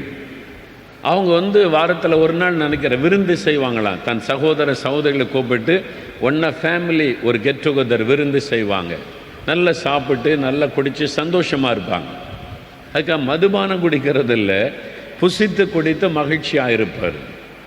யோபுக்கு தெரியும், இன்னைக்கு மூத்த மகன் வீட்டில் விருந்து, இன்னைக்கு 2வது மகன் வீட்டில் விருந்து. யோபு நினைப்பாரான், என் பிள்ளைங்க கர்த்தருக்கு பயந்த பிள்ளைங்க தான், நான் ஆண்டவருக்கு பயப்படுகிற பிள்ளைகளாக தான் வளர்த்துருக்கிறேன். ஒருவேளை அவங்க விருந்து சாப்பிடும்போது நல்லா சாப்பிட்டு சந்தோஷமாக இருக்கும்போது கர்த்தரை துக்கப்படுத்தின காரியத்தை செஞ்சுருப்பாங்களோ, ஒரு பாவமான காரியத்தை செய்திருப்பாங்களோ, அவங்க பேச்சில் செய்கையில் பார்வையில் ஏதாவது தேவனை துக்கப்படுத்த முடியாத காரியம் செய்திருப்பாங்களோ. அப்படின்னா அவங்க பரிசுத்தப்படணும்னு சொல்லி அடுத்த நாள் அதிகாலமே எழுந்து தன் பிள்ளைகளெல்லாம் ஒன்று கூட்டி பரிசுத்தப்படுத்தி, இந்த வசனம் சொல்லுது பாருங்க, அவளை பரிசுத்தப்படுத்தி அவர்களுக்காக பலிகளை செலுத்தி தேவனிடத்தில் வேண்டிக் கொள்ளுவான். அவன் சொல்லியிருப்பான், பிள்ளைங்களா நேற்றைக்கு நல்ல விருந்து சாப்பிட்டீங்க, நல்ல சந்தோஷமாக இருந்தீங்க, அந்த விருந்து களி கூறுதல்ல ஆண்டவர் ஏதாவது நின்று துக்கப்படுத்தி இருக்கலாம், உங்கள் பேச்சில் செய்கையில் நடக்கையில் ஆண்டவர்கிட்ட மன்னிப்பு கேளுங்க, பரிசுத்தத்துக்கு ஒப்பு கொடுங்க, உங்களுடைய பரிசுத்தத்துக்காக நான் ஜெபிக்கிறேன் அப்படின்னு பலி செலுத்தி தன் பிள்ளைகளை பரிசுத்தப்படுத்தி ஆண்டவரிடத்தில் ஜெபம் பண்ணினான் என்று வசனம் சொல்லுகிறார். எத்தனை தகப்பன்மார்கள் அதை செய்கிறீங்க? இங்கே நிறைய தகப்பன்மார் இருக்கிறீங்க. எத்தனை தகப்பன்மார்கள் உங்களுடைய பிள்ளைகளுடைய பரிசுத்தத்தை குறித்து கவனமாக இருக்கிறீங்க? அவங்கள கர்த்தருக்குள்ள வழி நடத்துவது, கர்த்தர்கிட்ட அவங்கள வைத்து ஜெபம் செய்வது, கர்த்தரை குறித்து அவளிடத்தில் பேசுவது, ஒரு பரிசுத்த பாதையில் நடப்பதை சொல்லி கொடுப்பது, எத்தனை பேர் அதை செய்கிறீங்க? யோசித்து பாருங்க. தன் பிள்ளைகளிடத்தில் கர்த்தரை குறித்து பேசுகிறான், பரிசுத்தத்தை குறித்து பேசுகிறான், அவங்க பரிசுத்தமாய் வாழ்வதற்காக பலிகளை செலுத்தி ஆண்டவரிடத்தில் வேண்டுதல் செய்கிறான். யோபு, எத்தனை தாய் தகப்பன்மார்கள் அதை செய்கிறீங்க? பிள்ளைகளை கூப்பிட்டு உட்கார வச்சு வசனத்தை வாசித்து, வசனம் இப்படி சொல்லுதுப்பா, அப்படி தான் நம்ம வாழணும் அப்படின்னு பிள்ளைங்கிட்ட பேசியிருக்கீங்களா? இந்த பிள்ளை கீழ்ப்படிய மாட்டேங்குது, பைபிளும் வாசிக்க மாட்டேங்குது, ஜெபமும் பண்ண மாட்டேங்குது, சர்ச்சுக்கும் வர மாட்டேங்கிறான் அப்படின்னு கோவப்படுறீங்களே. என்னைக்காவது அந்த சின்ன பிள்ளையாக இருக்கும்போது அந்த பிள்ளையை கூப்பிட்டு உட்கார வச்சு பைபிளை திறந்து நம்ம 2 பேரும் பைபிள் வாசிக்கலாம், பைபிள் இதை வாசி, அதுக்கு எனக்கு அர்த்தம் என்ன தெரியுமா அப்படின்னு சொல்லி கொடுத்துருக்கிறீங்களா? செய்யலை. நிறைய தகப்பன்மார்கள் இந்த காரியத்தில் பாவம் செய்து கொண்டிருக்கிறீர்கள். சர்ச்சுக்கு போ, பைபிள் வாசி, ஜெபம் பண்ணுன்னு சொல்கிறீங்க. நீங்கள் அவங்கள கூட்ட உட்கார வச்சு பைபிள் வாசித்து சேர்ந்து ஜெபிக்கிறீங்களா? யோபு தன் பிள்ளைகளோடு சேர்ந்து ஜெபம் பண்ணுகிறார், பலி செலுத்துகிறார். நீங்கள் உங்கள் பிள்ளைகளெல்லாம் உட்கார வச்சு ஆண்டவரை குறித்து பேசுகிறீங்களா? பைபிள் எப்படி இருக்குது, நம்ம இப்படி தான் இருக்கணும். உலகத்தில் இன்னைக்கு பலவிதமான பாவ இச்சைகள், ஆடம்பரங்கள், தவறான பழக்கங்கள் எல்லாம் பெருகி கொண்டு இருக்கிறது. நம்ம அதுக்கு இடம் கொடுக்க கூடாது. நமக்கு வசனம் இப்படி சொல்லுது, வேத வசனத்தின்படி தான் நம்ம வாழணும், பிள்ளைகள் இப்படி தான் இருக்கணும், நம்ம கர்த்தருடைய பிள்ளைகள் அப்படின்னு என்னைக்காவது உட்கார வச்சு பேசி இருக்கிறீங்களா தாய் தகப்பன்மார்கள்? யோசித்து பாருங்க. நீங்க பேசலைன்னா நீங்க பாவம் செய்றீங்க. உங்களை பற்றி எப்படி கர்த்தர் சாட்சி கொடுக்க முடியும்? பிள்ளைகளை குறித்து உங்களை அக்கறையில், அவங்களுக்கு கூட ஒரு ஆத்மா இருக்குது, அந்த ஆத்மா கரைப்பட்டு விடக்கூடாது, பிள்ளைங்க பாவத்துக்குள்ளே போயிடக்கூடாது. கோபம் மட்டும் வருது. ஒரு செல்ஃபோன் பேசிட்டான், எப்போ பார்த்தாலும் ஃபோன் பேசிக்கிட்டு இருக்கு, எப்போ பார்த்தாலும் இந்த பிள்ளை டிவி பார்த்துக்கிட்டு சண்டை போட்டுங்க, திட்டுறீங்க. உட்கார வச்சு அவங்கள்ட்ட இயேசுவை பற்றி பேசியிருக்கீங்களா? பிள்ளைகளை பக்கத்தில் உட்கார வச்சு வசனத்தை பற்றி பேசினீங்களா? அது செய்யணும். நம்ம செய்கிறத செஞ்சா மீதி கர்த்தர் கவனித்துக் கொள்ளுவார். பிள்ளைகளை உட்கார வச்சு வசனத்தை வாசிக்க வச்சு, நீங்களும் வாசிங்க, அவங்களையும் வாசிக்க வைங்க, எல்லாரையும் வாசிக்க வச்சு வசனத்தை தியானிங்க. பிள்ளைகளுக்கு சொல்லிக் கொடுங்க, நாம் கர்த்தருடைய பிள்ளைங்க, என்னை இப்படி தான் ஆண்டவர் நடத்துகிறார், நீங்களும் இப்படி தான் நடக்கணும்னு ஆண்டவர் விரும்புகிறார். நம்ம ஏன் இதை செய்யக்கூடாது? வசனம் இப்படி சொல்லுது. நம்ம ஏன் இப்படி வாழக்கூடாது? வசனம் இப்படி சொல்லுது. நம்ம ஏன் இப்படி உடுத்தக்கூடாது? வசனம் இப்படி சொல்லுது. நீங்கள் சொல்லி கொடுத்தீங்களா? இந்த ட்ரெஸ் போடாது, அந்த ட்ரெஸ் போடாது, அப்படி நடக்காத, நீ பல்ல கடிச்சிட்டு மகளை திட்டுறீங்களே, உட்கார வச்சு என்னைக்காவது பேசுனீங்களா? அந்த பிள்ளைக்கு உடனே ஒரு, எங்கள் அம்மா எப்போ பார்த்தாலும் இப்படி தான், அந்த கால பட்டிக்காடு, அதனால் அதே மாதிரி என்ன இருக்கணும்னு சொல்லி திட்டிக்கிட்டே இருக்கிறாங்க. உங்கள் மேலே இருக்கிற அன்பே போயிடும். உட்கார வச்சு ஆண்டவரை குறித்து பேசுங்க, உட்கார வச்சு வசனத்தை தியானிங்க, உட்கார வச்சு கர்த்தரை குறித்து பேசுங்க, வசனத்தை குறித்து பேசுங்க. அதை சொல்லாதபடி அப்படி நடக்க இப்படி நடக்க, எங்களெல்லாம் எங்கள் அப்பா அம்மா இப்படி வளர்த்தாங்க, நாங்கள் அப்படி இருந்தோம் இப்படி இருந்தோம், இதை பேசி வளர்க்கக்கூடாது. கர்த்தரை குறித்து பேசுங்க. நம்ம எப்படி வாழணும்னு பிள்ளைகளுக்கு சொல்லி கொடுங்க. அவங்களோட உட்காந்து ஃப்ரெண்டாக மாறி நம்ம இப்படி தான் இருக்கணும், வசனம் சொல்லிட்டு பாருங்கன்னு அப்படி சொல்லி கொடுத்து வளருங்க. பிள்ளைகளோடு சேர்ந்து ஜெபம் பண்ணுங்க. நீங்கள் என்னைக்காவது முழங்கால் போட்டு பிள்ளைகளோடு சேர்ந்து ஜெபிச்சிருக்கீங்களா? தகப்பன்மார்கள், நிறைய தகப்பன்மார் வந்திருக்கிறீங்க. தாய்மார் ஜெபம் பண்ணுவாங்க. நீங்கள் உடனே என் மனைவி பார்த்துக்கிடுவா சாக்கு போக்கு சொல்லிக்கிட்டு இருக்கிறீங்க. தகப்பன்மார்கள் யோசிங்க. ஆண்டவர் ஆபிரகாம் தன் பிள்ளைகளுக்கு போதிப்பான் அப்படி தான் சொன்ன, சாராள் போதிப்பான்னு சொல்லலை. ஆபிரகாம் குடும்ப தலைவனுக்கு தான் அந்த பொறுப்பு அதிகம். ஒவ்வொரு தகப்பன்மாருக்கும் பெரிய பொறுப்பு இருக்கிறது. உங்கள் பிள்ளைகளை உட்கார வச்சு ஆண்டவரை குறித்து நீங்கள் பேசணும். நீங்கள் ஜெபம் பண்ணால் தானே பேச முடியும், நீங்கள் பைபிள் வாசித்தா தானே நீங்கள் பேச முடியும். முதல்ல நீங்கள் ஆவிக்குரிய வாழ்க்கையில் சரி ஆகணும். யோபு சரியா இருந்ததுனால பிள்ளைகளுக்கு அதை சொல்லி கொடுக்கிறார். அதனால தான் ஆண்டவர் சாட்சி கொடுக்கிறார். என் தாசனாகிய யோபு. நம்ம எப்படி வாழுகிறோம் யோசித்து பாருங்க,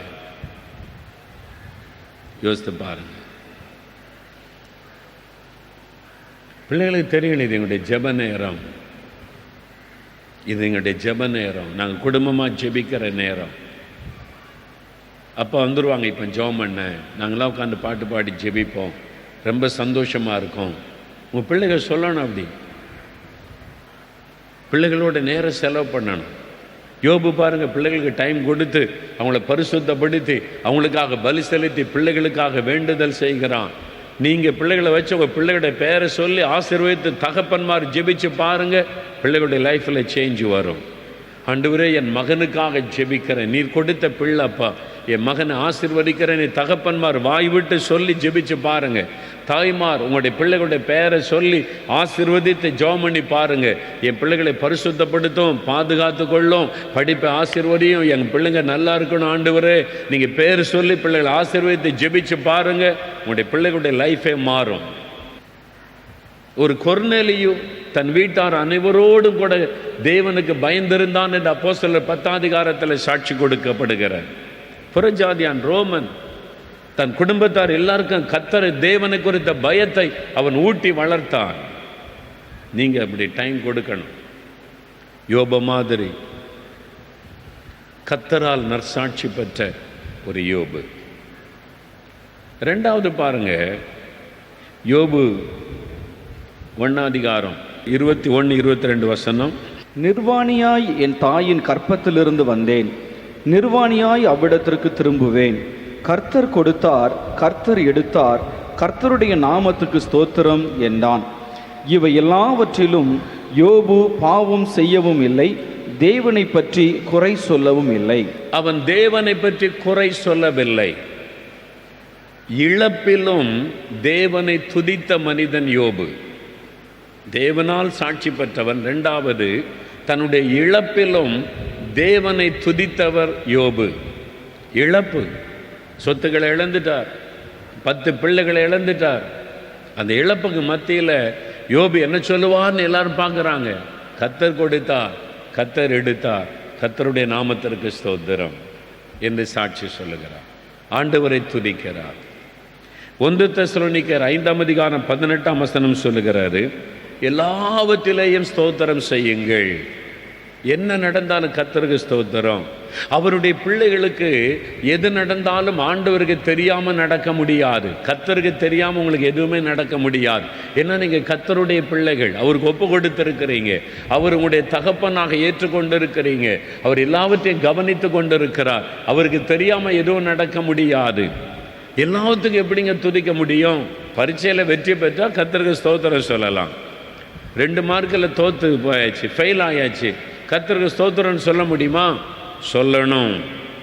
அவங்க தான் உண்மை ஆண்டவர் மேல் அன்புள்ளவங்க. தோத்தா கூட கர்த்தருக்கு ஸ்தோத்திரம்னு சொல்லணும். லாபம் வருது, கர்த்தருக்கு ஸ்தோத்திரம்னு சொல்லலாம்.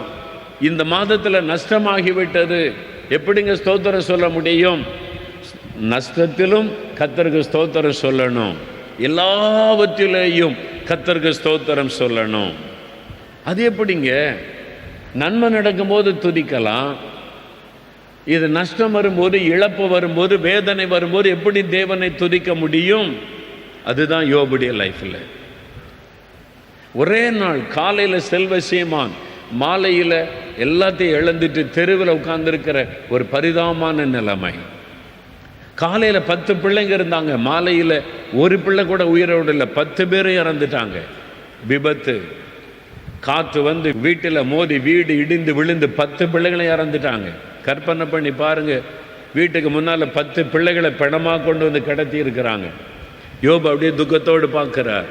அப்படியே மனைவி அழுதுகிட்டே இருக்கிறாங்க. ஊரே திரண்டு வந்திருக்கோம். யோபு பிரபலமான மனிதர், பெரிய செல்வந்தர். அவர் வீட்டில் ஒரே நாளில் 10 பிள்ளைகள் செத்து போச்சுன்னா ஊரே திரண்டு வந்து வேடிக்கை பார்த்துருக்கோம். என்னாச்சு, என்னாச்சு, யோபுக்கு என்ன ஆச்சு, யோபு குடும்பத்தில் ஏன் இப்படி ஆகணும், என்ன பாவம் செய்தானோ, அந்த மாதிரி பல கேள்விகள் எழும்பி கொண்டிருக்கிற சமயத்தில் யோபு என்ன சொல்வார்னு எல்லாரும் பார்க்குறாங்க. அமைதியாக நிற்கிறாரு. 10 பிள்ளைகள் செத்து பணமாக கிடக்கிறாங்க. விபத்து, வீடு இடிஞ்சு விழுந்தது.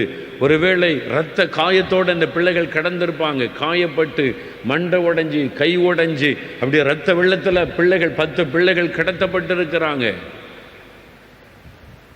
யோபு என்ன சொல்றார்? நீ ஊரே திரண்டுன்னு பார்க்குது. அவர் சொல்லுகிறார், கர்த்தர் கொடுத்தார், கர்த்தர் எடுத்தார், கர்த்தருடைய நாமத்திற்கு ஸ்தோத்திரம். அல்லேலூயா. உங்களால் சொல்ல முடியுமா? நம்மளால் சொல்ல முடியுமா? உடனே கேளுங்க, நான் என்ன பாவம் செய்தேன்? நிறைய பேர் வர்றது, நான் என்னங்க பாவம் செய்கிறேன், ஏன் எனக்கு இப்படி நடக்கணும்? ஒரு அம்மா வந்து சொல்கிறாங்க, யோபு மாதிரி கர்த்தர் சோதிக்கிறாருங்க, நான் என்னங்க பாவம் செய்தேன் அப்படின்னு. அவங்க யோபு மாதிரி சோதிக்கிறாராம். நான் உடனே கேட்டேங்க, வாங்கன்னு கேட்டேன். வந்தாங்க. என்ன யோபு மாதிரி? ஆமாம் ஐயா, யோபு மாதிரி சோதிக்கிறாருங்க, ஏங்க இப்படி நடக்குது? நான் கேட்டேன், உங்கள் வீட்டில் ஒரே நாளில் 10 பிள்ளைங்க செத்து போயிட்டாங்களான்னு கேட்டேன். அவ்வளோதான். ஐயோ அப்படிலாம் ஒன்றும் இல்லை அப்படின்னா. அப்புறம் யோபு மாதிரி சோதிக்கிறாருன்றீங்க? 10 பிள்ளைகள் செத்து கிடக்கிறாங்கங்க. விபத்தில் மண்டை உடைஞ்சி, கை உடைஞ்சி, ரத்த வெள்ளத்தில் வீடு இடிஞ்சு விழுந்து 10 பிள்ளைகள் செத்து கிடக்கிறாங்க. யோபு சொல்லுகிறார், கர்த்தருக்கு ஸ்தோத்திரம் சொல்லி. ஆண்டவரை குறை சொல்லவில்லை. முறுமுறுக்கவில்லை.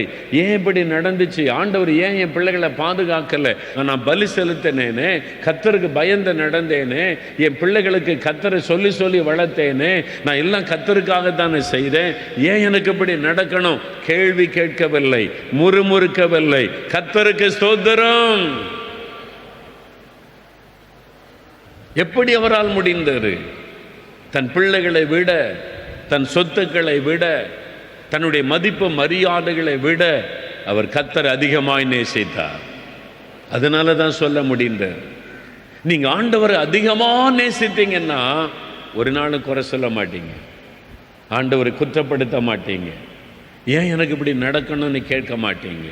ரோமர் 8:28 வாசிக்கும் போது, தேவனிடத்தில் அன்பு கூறுகிறவர்களுக்கு சகலமும் நன்மைக்கு ஏதுவாய் நடக்கிறது. இப்போ தீமையா இருக்கலாம், முடிவு நன்மையா இருக்கும். நன்மைக்கு ஏதுவாய் நடக்கிறது. யோபுக்கு தெரியும், இப்போ என் பிள்ளைகள் மரித்து போய் கிடக்கலாம், ஆனா முடிவு 2 மடங்கு ஆசீர்வாதம். அல்லேலூயா. இப்போ உங்களுக்கு ஒரு அவமானம் வந்திருக்கலாம், இப்போ ஒரு நஷ்டம் வந்திருக்கலாம், இப்பொழுது ஒரு இழப்பு வந்திருக்கலாம், இப்பொழுது ஒரு பாதிப்பு வந்திருக்கலாம். அதிலே உங்களுடைய வாழ்க்கை முடிந்து போவது இல்லை. இது நன்மைக்கு ஏதுவாய் நடந்து கொண்டிருக்கிறது.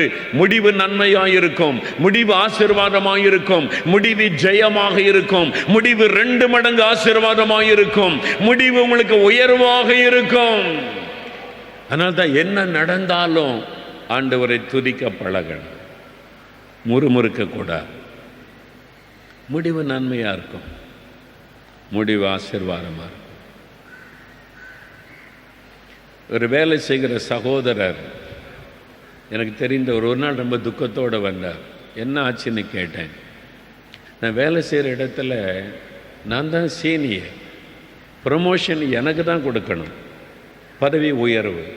என்னை விட்டுட்டு என்னுடைய ஜூனியருக்கு ப்ரமோஷன் கொடுக்குறாங்க. நான் தானே சீனியர், நான் தானே ரொம்ப நாளமாக வேலை பார்க்குறேன், எனக்கு தான் நியாயமாக அந்த பதவி உயர்வு கொடுக்கணும். ஆனால் என்னுடைய நிர்வாகம் எனக்கு கொடுக்கல, என்னை ஒதுக்கிட்டாங்க. நான் இவ்வளோ கஷ்டப்பட்டு உழைச்சேன், இத்தனை வருஷமாக இந்த நிறுவனத்தில் வேலை செய்கிறேன், எனக்கு ப்ரமோஷன் கொடுக்காம எனக்கு கீழே உள்ள ஆளுக்கு ப்ரமோஷன் கொடுத்துட்டாங்க. ரொம்ப வருத்தம், தன்னுடைய நிறுவனத்தின் மேலே அவருக்கு ரொம்ப வருத்தம். நான் இவ்வளோ கஷ்டப்பட்டு வேலை செய்தேன், உண்மையாக தானே இருக்கிறேன், ஏன் எனக்கு தரல அப்படின்னு சொல்லி நான் சொன்னேன், நீங்கள் ஆண்டவருடைய பிள்ளை தானே? ஆமாம். சகலமும் நன்மைக்கு ஏதுவாய் நடக்கிறது. இதுக்குள்ளே என்ன நன்மை? எனக்கு வர வேண்டிய உயர்வே தரல. அதுக்குள்ளே ஒரு நன்மை இருக்கும். கர்த்தருக்கு தெரியாமல் உங்களுக்கு எதுவுமே நடக்காது. உங்களுடைய ஜூனியர் ப்ரமோஷன் பெற்று போனால் என்ன? ஆண்டவருக்கு ஸ்தோத்திரம்னு சொல்லுங்கள். கர்த்தர் உங்களை உயர்த்த நினைச்சா யாராலும் தடுக்க முடியாது. அதுக்குள்ள ஒரு நன்மை இருக்கும். ஆண்டவருக்கு நன்றி சொல்லுங்க அப்படின்னு சொன்னேன். ரொம்ப கஷ்டம் இல்லை? நமக்கு நியாயமாய் வர வேண்டிய மதிப்பு மரியாதை நன்மை உயர்வு வரலன்னா சோர்ந்து போயிடுறோம், ஆண்டவரே கேள்வி கேட்குறோம். அவரால் கொஞ்சம் ஏற்றுக்கொள்ள முடியல. நான் சொன்னேன், வசனம் சொல்லுது எல்லாம் நன்மைக்கு ஏதுவாக நடக்குது, ஸ்தோத்திரம் பண்ணுங்க. ஆண்டவரே எனக்கு ப்ரமோஷன் கிடைக்காததற்காக உமக்கு, அப்படி கூட துதிக்கலாமா? ஆண்டவரே நான் இந்த பரீட்சையில் தோல்வி அடைந்ததற்காக உமக்கு, சத்தத்தை காணும் பாருங்க. பிள்ளைகள் படிக்கிற பிள்ளைகள் சொல்லுவீங்களா? ஒரு மார்க்கில் தோல்வி அடைஞ்சிட்டீங்க, சந்தோஷமாக போய் ஆண்டவரே இந்த தோல்விக்காக ஸ்தோத்திரம்னு உங்களால் சொல்ல முடியுமா? அவங்க தான் ஆண்டவர் மேலே உண்மையாக அன்பு வச்சிருக்கிறவங்க. இல்லாட்டா நீங்கள் சுயநலவாதிகள். ஒரு நன்மைக்காக இயேசுவை தேடுறீங்க, வெற்றிக்காக மட்டும்தான் ஆண்டவரை தேடுறீங்க, மார்க்குக்காக மட்டும் ஆண்டவரை தேடுறீங்க, இயேசுவுக்காக அவரை தேடலை. நான் சொன்னேன் அந்த பிரதர்கிட்ட, உங்களுக்கு ப்ரமோஷன் கிடைக்கல, ஆண்டவரை ஸ்தோத்திரம் பண்ணுங்க, எதுக்கு கலங்குறீங்க? சந்தோஷமா இருங்க. உங்களுடைய ஜூனியர் மேலே போயிட்டாரு, பரவாயில்ல, கர்த்தர் உங்களுக்கு நன்மைக்காக அனுமதிச்சிருப்பார். 2 வாரம் கழிச்சிரு அவர் வந்தார். நீங்கள் சொன்னது தான் கரெக்டு. என்னது கரெக்டு? எல்லாம் நன்மையாக தான் நடக்கும், ஆண்டவர் நன்மைக்கு தான் செய்வான்னு சொன்னீங்கல்ல. ஆமாம். இந்த 2 வாரத்துக்குள்ள அந்த ஆளுக்கு ப்ரொமோஷன் கொடுத்தாங்கல்ல, உடனே டிரான்ஸ்ஃபர். ப்ரொமோஷன் கொடுத்த உடனே சில நிறுவனத்தில் பேங்க்கில் அங்கெல்லாம் டிரான்ஸ்ஃபர் பண்ணிடுவாங்க வேறு இடத்துக்கு. அது மாதிரி அவரை டிரான்ஸ்ஃபர் பண்ணி எங்கே அனுப்பிட்டாங்க? நார்த் இந்தியாவுக்கு அனுப்பிட்டாங்க. மெட்ராஸ்லேருந்து எங்கே போயிட்டார்? இப்போ வட இந்தியாவுக்கு அனுப்பி, டெல்லியை தாண்டி அனுப்பிட்டாங்க. ப்ரொமோஷன் கொடுத்து அனுப்பிட்டாங்க. குடும்பம்லாம் அங்கே இருக்குது. இப்போ ப்ரொமோஷனில் அங்கே போயிட்டார். இந்த 2 வாரத்துக்குள்ளே என்ன நடந்தது? ஒன்று, ப்ரொமோஷன் வாங்கினாலும் அங்கே தூரம் போயிட்டார். அடுத்தது 2 வாரம் கழிச்சு இவருக்கு ப்ரொமோஷன் கொடுத்து மெட்ராஸ் ஆஃபீஸிலேயே வைத்து கொண்டார்கள். அல்லேலூயா. அவர் சொன்னார், முதல்ல எனக்கு ப்ரொமோஷன் கொடுத்திருந்தா என்னை அனுப்பியிருப்பாங்க வட இந்தியாவுக்கு. நான் என் மனைவி, பிள்ளைகள், வீடு எல்லாத்தையும் விட்டுட்டு வட இந்தியாவுக்கு போயிருக்கணும். அப்போ கர்த்தர் எவ்வளோ ஞானமாக நலமானதை செய்கிறார். நம்ம அவசரப்பட்டு ஒரு முடிவு பண்ணிடுறோம், அவசரப்பட்டு ஆண்டவரே குறை சொல்லிடுறோம். ஆனால் தான் வேதம் சொல்லுகிறது, சகலமும் நன்மைக்கு ஏதுவாக நடக்கிறது. முடிவு நன்மையாக இருக்கும். இன்னைக்கு உள்ளதை பார்த்து சோர்ந்து போகாதங்க. இன்னைக்கு நடக்கிறத வச்சு ஆண்டவரை குறை சொல்லாதங்க. இன்றைக்கு நடந்து கொண்டிருக்கிற பிரச்சனை, போராட்டத்தை வைத்து நீங்கள் ஆண்டவரை குற்றம் சொல்லாதங்க. சகலமும் நன்மைக்கு ஏதுவாய் நடக்கிறது. அப்போ எல்லாவற்றிலும் தேவனை துதிக்கணும். பரீட்சையில் தோல்வி அடைஞ்சா கர்த்தருக்கு ஸ்தோத்திரம், அடுத்த எக்ஸாமில் வெற்றி பெறலாம்ல. இந்த ஒரு தோல்வியோட வாழ்க்கையை முடிஞ்சு போச்சா? கிடையாது. அதுக்கு அடுத்து இன்னொரு பரீட்சை இருக்குது. நீங்கள் இன்னும் ஜெயிக்க முடியும், இன்னும் மேலே போக முடியும். அதோடு வாழ்க்கை முடிஞ்சு போகிறதில்லை. கர்த்தர் உங்களுக்கு ஒரு திட்டம் வச்சிருக்கிறார், ஒரு நோக்கம் வைத்திருக்கிறார். நன்மைக்கு ஏதுவாக. ஆண்டவருக்கு ஸ்தோத்திரம்னு சொல்லுங்க. அப்போ யோபு தன் இழப்பில் கூட கர்த்தரை துதித்தார். என்ன வந்தாலும் ஆண்டவரை ஸ்தோத்திரம் பண்ணுங்க. ஆண்டவரே, இந்த பிரச்சனைக்காய் ஸ்தோத்திரம், இந்த போராட்டத்துக்காக ஸ்தோத்திரம், என் வீட்டில் வந்திருக்கிற இந்த உபத்திரவத்திற்காய் ஸ்தோத்திரம், எனக்கு வந்திருக்கிற இந்த நிந்தைக்காக ஸ்தோத்திரம், இந்த அவமானங்களுக்காக கூட நான் உம்மை துதிக்கிறேன். உமக்கு தெரியாமல் எதுவுமே எனக்கு வர முடியாது. உமக்கு ஸ்தோத்திரம். நீங்கள் துதிக்கும் போது தேவன் அதை பார்த்து முடிவை நன்மையாய் மாற்றி தருவார். அல்லேலூயா. மூன்றாவது, யாக்கோபு 5ஆம் அதிகாரம் 11ஆம் வசனம் வாசிங்க. இதோ பொறுமையாய் இருக்கிறவர்களை பாக்கியவான்கள் என்கிறோமே, யோபின் பொறுமையை குறித்து கேள்விப்பட்டிருக்கிறீர்கள், கர்த்தருடைய செயலின் முடிவையும் கண்டிருக்கிறீர்கள். கர்த்தர் மிகுந்த உருக்கமும் இரக்கமும் உள்ளவராய் இருக்கிறாரே. பொறுமையாய் இருக்கிறவர்களை பாக்கியவான்கள் என்கிறோமே, யோபின் பொறுமையை குறித்து கேள்விப்பட்டிருக்கிறீர்கள். யோபுடைய பொறுமையை குறித்து வேதம் சாட்சி சொல்லுகிறார். யோபு ரொம்ப பொறுமையா இருந்தாரு அப்படின்றதுக்கு இந்த வசனம் சாட்சி. அப்போ யோபு பொறுமையாயிருந்த ஒரு மனிதர். அதனால்தான் கர்த்தர் 2 மடங்கு ஆசீர்வதித்தார். பொறுமை. எதில் பொறுமையாக இருந்தார்? சிலர் சொல்லுவாங்க, ஏங்க திடீர்னு கோவப்பட்டு இப்படி அடிச்சிட்டீங்க பிள்ளைய, மனைவி அடிச்சு விட்டீங்களே அப்படின்னு கேட்டான். நான் பொறுமையாக தான் இருந்தேன், பொறுத்த பார்த்தேன், அதுக்கு மேலே பொறுக்க முடியல. அப்படி தானே சொல்கிறோம் நம்ம. பொறுத்து தான் பார்த்தேன். எவ்வளோ நேரம் பொறுமையாக இருக்கிறது? ஆனால் வசனம் சொல்லுது நீடிய பொறுமை. என்ன பொறுமையா சொல்லுங்க? நீடிய பொறுமையாக இருக்க பழகணும். அல்லேலூயா. சில உபத்திரம் வரும், பாடு வரும், பொறுமையாக இருக்க பழகுங்க. யோபு பொறுமையாக இருந்தார். உபத்திரவத்தில் பொறுமை. சில சொல்லுவாங்க, இந்த உபத்திரம் வந்ததுனால தான் தாங்க முடியலன்னு. ஆனால் வசனம் சொல்லுது உபத்திரவத்திலே பொறுமையாக இருங்கள். ரோமர் 12ஆம் அதிகாரம் 12ஆம் வசனம் சொல்லுகிறது, உபத்திரவத்தில் பொறுமையாக இருங்க. உபத்திரம் வரும்போது தான் ரொம்ப பொறுமையாக இருக்கணும். நிந்தை வருது, நெருக்கம் வருது, பாடு வருது, பொறுமையாக இருங்க. கணவர் திட்டுறாரு, பதில் பேசாமல் பொறுமையாக இருங்க. மனைவி கோவப்பட்டு எரிஞ்செறிஞ்சு விடுறாங்க, பொறுமையாக இருங்க. பிள்ளைகள் நீங்கள் கோவப்படுற மாதிரி நடந்து கொள்கிறாங்க, எரிச்சலாக வருது, கோவம் வருது, பொறுமையாக இருங்க.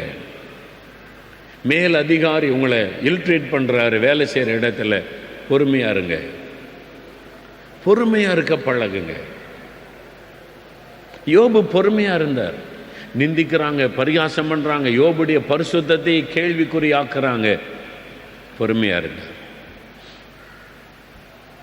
இயேசுவை பாருங்க, கற்றுக்கொள்ளுங்க பொறுமைக்கு. இயேசு பொறுமையாக இருங்க. பிசாசு பிடித்தவன்னு சொல்கிறாங்க, மென்டல் பைத்தியக்காரன்னு சொல்கிறாங்க, அவர் பொறுமையாக இருக்கிறார். முகத்தில் காரி துப்புறாங்க, தலையில் முள்முடி வைக்கிறாங்க, அவமானப்படுத்தும்படி வஸ்திரத்தை உரிந்து அவரை கேவலப்படுத்துகிறாங்க. பொறுமையாய் சகித்தார், பாடுகளை சகித்தார், பொறுமையாக சகித்தார், உபத்திரவத்தை சகித்தார். இன்னைக்கு நிறைய பேருக்கு உபத்திரவத்தை சகிக்க மனம் இல்லை. கல்யாணம் ஆகி 3-6 மாதத்துலேயே இந்த புருஷன் எனக்கு வேண்டாம் அப்படின்னு வீட்டுக்கு வர காரணம் என்ன? பொறுமையாக இருக்க மனம் கிடையாது. திருமணமாகி 3வது மாதமே எனக்கு வேண்டாம் இந்த புருஷன், நான் வேறு கல்யாணம் வேணால் பண்ணிக்கிறேன், அவர் வேண்டாம், டைவர்ஸ் பண்ணுங்க. அதுக்கு ஏற்ற மாதிரி சப்போர்ட் பண்ணுறதுக்கு ஜெபம் பண்ணுகிற தாயார் முக்காடு போட்டுக்கிட்டு தெரப்பின் வாசல் வந்து ஜெபம் பண்ணிட்டு மகளை கூட்டி கொண்டு வீட்டில் வச்சுருந்தீங்க, நரகம்தான் உங்களுக்கு. தெரப்பின் வாசல் வர்றதுனால மோட்சம் போக முடியாது. தப்பு பண்ணாருங்க. உபத்திரவத்தில் பொறுமையாக இருக்க கற்றுக் கொடுங்க பிள்ளைகளுக்கு. குடும்பம்னா உபத்திரம் இருக்கும், பாடு இருக்கும். அமைதியாரு, பொறுமையாரு. கணவர் ஆண்டவர் சரிப்படுத்துவார், உன் மாமியார் ஆண்டவர் தொடுவார். நிந்திக்கிறாங்க, பரிகசிக்கிறாங்கள, கொஞ்சம் பொறுமையாரு, சொல்லிக் கொடுங்க. உடனே கூட்டி கொண்டு வந்து மடிக்கல வைக்காதுங்க. ஏன் பிள்ளை நான் இப்படி வளர்த்தேன், அப்போ ஏன் கல்யாணம் பண்ணி கொடுத்தீங்க? கற்றுக் கொடுங்க. உபத்திரமும் கிறிஸ்தவ வாழ்க்கை என்பது உபத்திரம், பாடு உள்ள வாழ்க்கை. உலக வாழ்க்கையில் பாடு இல்லாத மனிதங்க கிடையாது. எல்லாருக்கும் பாடு உபத்திரம் உண்டு. அதில் பொறுமையாக இருக்க கற்றுக்கொள்ளுங்க. வேலை செய்கிற இடத்துல பாடு இருக்கும். நாங்கள் ஊழியம் செய்கிறோம், எங்களுக்கு எவ்வளோ பாடு தெரியுமா? நான் யோசித்து பார்ப்பேன். எனக்கு ஆர்எஸ்காரங்க, இந்து முன்னணிக்காரங்கன்னு எதிர்க்கிறாங்க பாருங்க, அவங்க மூலமாக வந்த பாடுகளை விட ஊழியக்காரங்க மூலமாக அந்த பாடு தான் எனக்கு அதிகம். இவங்க தான் மேடை போட்டு பேசுகிறாங்க, அவங்கள விட மேடையாக வீரமாக பேசுகிறாங்க. நம்மளை தாக்கி பரிகாசம் பண்ணி ஊழியத்தெல்லாம் கூட. ஆண்டவர் சொன்னார், பொறுமையாரு, ஒன்றும் பதில் சொல்லாரு. அவன் வெளில பேசிட்டு போட்டோம், அவங்களுக்கு சந்தோஷம், நாங்கள் பேசிட்டோம், சந்தோஷம், பேசிட்டு போட்டோம். ஒன்றும் பேசாத, அமைதியாரு. பொறுமையாக இருக்க கற்றுக்கொள்ளுங்க.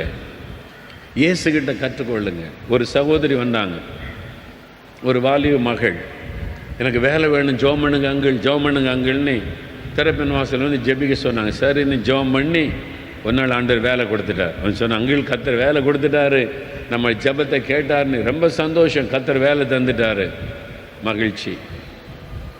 2 மாதம் ஆச்சு. வந்து அங்கிள் எனக்கா ஜெபம் பண்ணுங்க. என்ன ஜெபம் பண்ணும்? எனக்கு இந்த வேலை வேண்டாம், அதுக்கு ஜெபம் பண்ணுங்க. வேலை வேணும், வேலை கிடைக்கணும்னு ஜெபிக்க சொன்னேன், ஜெபம் பண்ணியாச்சு, வேலை ஆண்டவர் தந்துட்டார். இப்போ வேலை வேண்டான்னு ஜெபிக்க சொல்கிற, என்ன பிரச்சனை சொல்லு அப்படின்னு கேட்டேன். எனக்கு மேலே இருக்கிறாங்க பாருங்க, மேல் அதிகாரி ரொம்ப கொடுமைப்படுத்துகிறாங்க. என்னை கண்டாலே அவங்களுக்கு பிடிக்க மாட்டேங்குது. நான் எவ்வளோ கடினமாக வேலை செய்தாலும் குறை சொல்லிக்கிட்டே இருக்காங்க, திட்டிக்கிட்டே இருக்கிறாங்க. எனக்கு வேலைக்கு போகிறதுக்கு இன்ட்ரெஸ்ட் இல்லை, எனக்கு வேண்டாம் அந்த வேலை. அவங்க திட்டிக்கிட்டே இருக்கிறாங்க, ஜெபம் பண்ணுங்க, எனக்கு அந்த வேலை வேண்டான்றாங்க. நான் சொன்னேன், விளையாடுறியா? உன் இஷ்டத்துக்கு வேலைக்கு ஒரு ஜெபம், அப்புறம் வேண்டான்னு ஒரு ஜெபமா? முதல்ல கற்றுக்கொள். எங்கே போனாலும் பாடுகள் இருக்கும். பொறுமையாக இருக்க நீ பழகு, பொறுமையாக இருக்க கற்றுக்கொள். நம்ம சுற்றியில் இருக்கிற எல்லாருமே நல்லவங்களாக இருப்பாங்கன்னு சொல்ல முடியாது. நம்மளை குறை சொல்கிறவங்க இருப்பாங்க, காரணம் இல்லாமல் குற்றம் சொல்கிறவங்க இருப்பாங்க, நம்மளை வேதனைப்படுத்தி பார்க்கறதில் சந்தோஷப்படுற ஆட்கள் இருப்பாங்க. அவங்க எப்படி இருந்துட்டு போகட்டும், நம்ம எப்படி இருக்கோன்னு தான் ஆண்டவர் பார்ப்பார். இயேசுவை பரிகாசம் பண்ணுறவங்க ஒரு சுற்றிலும் இருந்தாங்க, அதை பற்றி அவர் கவலைப்படல, பொறுமையாய் சகித்தார். இவ்விதமான விபரீதங்களை சகித்த இயேசுவை நினைத்து கொள்ளுங்கள். அப்படிதான் இருக்குது. எபிரேயர் 12:2-3 வாசிக்கும் போது, பாவிகளால் செய்யப்பட்ட விபரீதங்களை சகித்தார். நீ சகித்துக்க, சகித்து கொண்டு அவங்களை ஆசீர்வதித்து ஜெபம் பண்ணு. அவளுக்கு சில ஆலோசனை கொடுத்து, இப்போ வேலையெல்லாம் போட்டு நீ ஜெபிக்க மாட்டேன், அதே இடத்துல உனக்கு ஆண்டவர் கிருபை தருவார், போன்னு அனுப்பிவிட்டேன். 2 மாதம் கழித்து திருப்பி வந்தான். இப்போ சிரிச்ச முகமாக வந்தான். என்னாச்சு அப்படின்னு கேட்டேன். நீங்கள் சொன்ன மாதிரியே நான் பண்ணினேன், நான் ஜெபம் பண்ணி மேலதிகாரி ஆசீர்வதித்து ஜெபிச்சுட்டு வேலைக்கு போனேன். அவங்க திட்டுனா கூட இந்த காதில் வாங்கி இந்த காதில் விட்டுருவேன். பாபா அவங்க யாரையோ திட்டுறாங்க நினச்சிட்டு என் பாட்டில் வேலையெல்லாம் செய்து கொண்டே இருந்தேன். பொறுமையாக இருக்க என்னை ஒப்பு கொடுத்தேன். என்னாச்சுன்னா, இந்த நிர்வாகம் அவங்கள தூக்கிட்டு இப்போ அதே இடத்துல எனக்கு ப்ரொமோஷன் கொடுத்துட்டாங்க. அல்லேலூயா சொல்லுங்க. 2 மாசம் பொறுமையா இருந்த உடனே உபத்திரப்படுத்தின ஆளை ஆண்டவர் அப்புறப்படுத்திட்டு அந்த இடத்துல ப்ரொமோஷன் கொடுத்து உட்கார வச்சுட்டார். இவ்வளவுதான். 2 மாசம் பொறுமையா இருந்த உடனே எவ்வளவு பெரிய மாற்றம். கொஞ்ச நாள் பொறுமையாரு சொல்லிக் கொடுங்க. வீட்டில் கணவன் அப்படிதான் இருப்பார், சிலர் மாமியார்னா சிலர் அப்படிதான் இருப்பாங்க, அப்படிதான் பேசுவாங்க. செவிட மாதிரி இருந்துங்க, இந்த காதல் வாங்கி இந்த காதலை விட்டுரு, இப்படி பழகணும் ஆண்டவருடைய பிள்ளைகள். அல்லேலூயா சொல்லுங்க. சவுல் காது கேளாதவன் போல் இருந்தான் அப்படின்னு இருக்கு. காது கேளாதவன் போல், நான் பேலியாளின் மக்கள் அவனை பரிகாசம் பண்ணாங்க. மாமியார் திட்டுறாங்களா, செவிட்டு காதுன்னு மாதிரி இருந்துக்கிடுங்க, செவிடு மாதிரி இருங்க. உங்கள் பாட்டில் பொறுமையை சகித்து கொள்ளுங்க, உங்கள் பாட்டில் சிரிச்சுக்கிட்டே இருங்க. தன்னால் இந்த பிசாசு 4 நாள் அடங்கி போயிடும். நம்ம என்ன திட்டினாலும் அவளை ஒன்றும் அசைக்க முடியறதில்ல. திட்டு என்ன பிரயோஜனம், தன்னால் வாங்கி மூடிடுவாங்க. பொறுமையாக இருக்க பழகணும் ஆண்டவருடைய பிள்ளைகள். உபத்திரவத்திலே பொறுமையாக இருங்க. உபத்திரம் உண்டு, பாடுகள் உண்டு, வீட்டுக்குள்ளே, வெளியில், தெருவில், வேலை செய்கிற இடத்துல. இதுக்கு மத்தியில் தான் நம்ம வாழணும். எங்கேயும் ஓடி காட்டுக்குள்ளே போய் தனியாக வாழ முடியாது. நம்ம இங்கே இந்த மத்தியில் தான் வாழணும். பொறுமையாக இருக்க பழகுங்க. யோபு பொறுமையாக இருந்தார். 4வது யோபு 42ஆம் அதிகாரம் 5-6 வசனம் வாசிங்க. யோபு 42, 5, 6 வசனம். என் காதினால் உம்மை குறித்து கேள்விப்பட்டேன், இப்பொழுதோ என் கண் உம்மை காண்கிறது. ஆகையால் நான் என்னை அருவருத்து தூளிலும் சாம்பலிலும் இருந்து மனஸ்தாபப்படுகிறேன் என்றான். என் காதினால் உம்மை குறித்து கேள்விப்பட்டேன், இப்பொழுது என் கண்கள் உம்மை காண்கிறது. யோபு தேவனை தரிசித்த ஒரு மனிதன். யோபு தேவனை தரிசித்த மனிதன். காதுகளால் உம்மை குறித்து நான் கேள்விப்பட்டேன், இப்பொழுது என் கண்கள் உம்மை தரிசிக்கிறது. ஆண்டவரே, நான் உம்மை தரிசிக்கிறேன். I have seen you, O Lord. உம்மை நான் பார்க்கிறேன். தேவனை தரிசித்த ஒரு மனிதன் யோபு. இதுக்கு முன்னால ஒரு காரியம் சொல்றார் பாருங்களேன். யோபு 19ஆம் அதிகாரம் 25, 26 வசனம் வாசிங்க. என் மீட்பர் உயிரோடு இருக்கிறார் என்றும் அவர் கடைசி நாளில் பூமியின் மேல் நிற்பார் என்றும் நான் அறிந்திருக்கிறேன். இந்த என் தோல் முதலானவை அழுகி போன பின்பு நான் என் மாம்சத்தில் இருந்து தேவனை பார்ப்பேன். அவரை நானே பார்ப்பேன், அந்நிய கண்கள் அல்ல, என் கண்களே அவரை காணும். யோபுக்கு ஒரு விசுவாசம் இருந்தது. என் மீட்பர் உயிரோடு இருக்கிறார். இந்த மாமிசம் முதலானவைகள் அழுகி போனாலும், என் சரீரம் வியாதிப்பட்டு அழுகி போனாலும் நான் அவரை பார்ப்பேன். என் மாம்சத்தில் இருந்தே நான் அவரை பார்ப்பேன், என் கண்களே அவரை காணும். அதான் அவருடைய விசுவாசம். என் மீட்பர் உயிரோடு இருக்கிறார், நான் அவரை பார்ப்பேன். 42வது அதிகாரம் சொல்றாரு, இதுவரைக்கும் என் காதுகளால் கேள்விப்பட்டேன், இப்பொழுதோ என் கண்கள் உம்மை பார்க்கிறது, நான் கர்த்தரை பார்க்கிறேன் என்று சொல்லுகிறார். தேவனை தரிசித்த ஒரு அனுபவம் உள்ளவர். தேவனை தரிசிக்க முடியுமா? தேவனை ஒருவனும் ஒரு காலும் கண்டதில்லை. அதனால தேவனை தரிசித்தேன்னு யார் சொன்னாலும் நம்பாதங்க அப்படின்னு சொல்றவன் சோம்பேறி, ஜெபம் பண்ணாதவன். தேவனை ஒருவன் ஒரு காலம் கண்டதில்லைன்னு வசனம் முடியவில்லை. அந்த வசனத்தின் அடுத்த பின்பகுதியை பாருங்க. தேவனை ஒருவன் ஒரு காலம் கண்டதில்லை, ஆனால் பிதாவின் மடியில் இருக்கிற குமாரனே அவரை வெளிப்படுத்தி இருக்கிறார். இயேசுவை தரிசிக்க முடியும். ஒருவரை சேரக்கூடாத ஒளியில வாசம் பண்ணுகிற பிதாவாகிய தேவனை காண்பதுதான் அரிது. ஆனால் இயேசுவை தரிசிக்க முடியும் என்று வசனம் சொல்லுகிறாரு. அது பிதாவே என்ன சொல்றார் பாருங்களேன். எரேமியா 29, 13, 14 வாசிக்கும் போது கர்த்தர் சொல்றார், உங்கள் முழு இருதயத்தோடு என்னை தேடினால், என்னை தேடுகள் என்னை கண்டுபிடிப்பீர்கள், நான் உங்களுக்கு காணப்படுவேன் என்று கர்த்தர் சொல்லுகிறார். கர்த்தரே சொல்றாரு, நீ முழு இருதயத்தோடு என்னை தேடினால் நான் உனக்கு காணப்படுவேன். I will reveal myself to you, you can see me. ஆண்டவர் சொல்றாரு. இந்த ஜெபிக்காதபடி ஏமாத்தி கொண்டிருக்கிறவங்க தான் ஆண்டவரை தரிசிக்க முடியாது, ஆண்டவர் பேச மாட்டாரு அப்படிலாம் பேசிக்கிட்டே இருப்பாங்க. பார்த்தீங்களா, சில ஊழியக்காரங்க கர்த்தர் பேசுவார், இயேசு பேசுவார், தரிசிக்கலாம்பாங்க. நம்பாருங்க, ஆண்டவர்லாம் அப்படிலாம் பேச மாட்டார், தரிசிக்க முடியாதுன்னு சொல்லுவாங்க. நான் இந்துவாக இருந்தேன், நீங்கள் சொன்னீங்க கண் இருந்தால் அது பார்க்காது, காது இருந்தாலும் கேட்காது, வாய் இருந்தாலும் பேசாது, இயேசுகிட்ட வா அவர் பேசுவார்னு சொன்னீங்க. நாங்கள் இங்கே வந்தால் இயேசு பேச மாட்டார், இயேசுவை பார்க்க முடியாதுன்னு சொன்னோம். அப்போ தான் நாங்கள் அங்கே இருந்திருப்போம்ல. என்ன வித்தியாசம்? இயேசு பேசுகிற தெய்வம். இயேசுவை நாம பார்க்க முடியும். அவர் பேசுகிற தெய்வம். அவரை தரிசிக்க முடியும், பேச முடியும், அவர் நம்மோடு பேச முடியும். யோபு பழைய காலத்து பக்தனை சொல்லுகிறார், நான் அவரை காண்பேன், என் கண்களால் காண்பேன் என்று இப்பொழுது நான் பார்க்கிறேன் என்று 42 அதிகாரத்தில் சொல்லுகிறார். யாத்திராம 33 அதிகாரம் 18 வசனத்தில் மோசே சொல்லுகிறார், உம்முடைய மகிமை எனக்கு காண்பியும், ஷோ மீ யுவர் க்ளோரி, உம்முடைய முகத்தை நான் பார்க்கணும். ஆண்டவர் சொல்றாரு, என்னை பார்த்து உயிரோடு இருக்க முடியாது மோசே, ஆனாலும் நீ தாகத்தோடு கேட்கறல்ல, நீ என்னை பார்க்கலாம், வா இங்க வந்து நெல்லு, நான் கடந்து போறேன், நீ என் பின்பக்கத்தை நீ பார்க்கலாம் ஆண்டவர் சொல்றாரு. ஆனா புதிய ஏற்பாட்டு காலத்தில் வரும்போது காணக்கூடாத இறைவன், அவரை காண்பிக்கத்தான் இயேசு உலகத்தில் வந்தார். அப்போஸ்தலர் 9 அதிகாரத்தில் சவுலுக்கு தரிசனமாகிறார், நீ துன்பப்படுத்துகிற இயேசு நானே. அவர் இயேசுவை தரிசிக்கிறார். அப்போஸ்தலர் நடபடிகள் 22:17 வாசித்து பாருங்க. தேவாலயத்தில் பவுல் ஜெபித்து கொண்டிருந்த போது நான் இயேசுவை தரிசித்தேன், அவரை தரிசித்தேன் என்பதாக எழுதுகிறார். அவரை தரிசிக்க முடியும். முழு இருதயத்தோடு தேடணும்.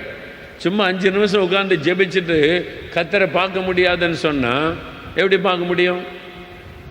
முழங்கால் போடுங்க, மணிக்கணக்காக வசனத்தை தியானிங்க, 1 மணி நேரம் 2 மணி நேரம் 3 மணி நேரம் காத்துருங்க, அவருடைய சமூகத்தில் அமர்ந்துருங்க.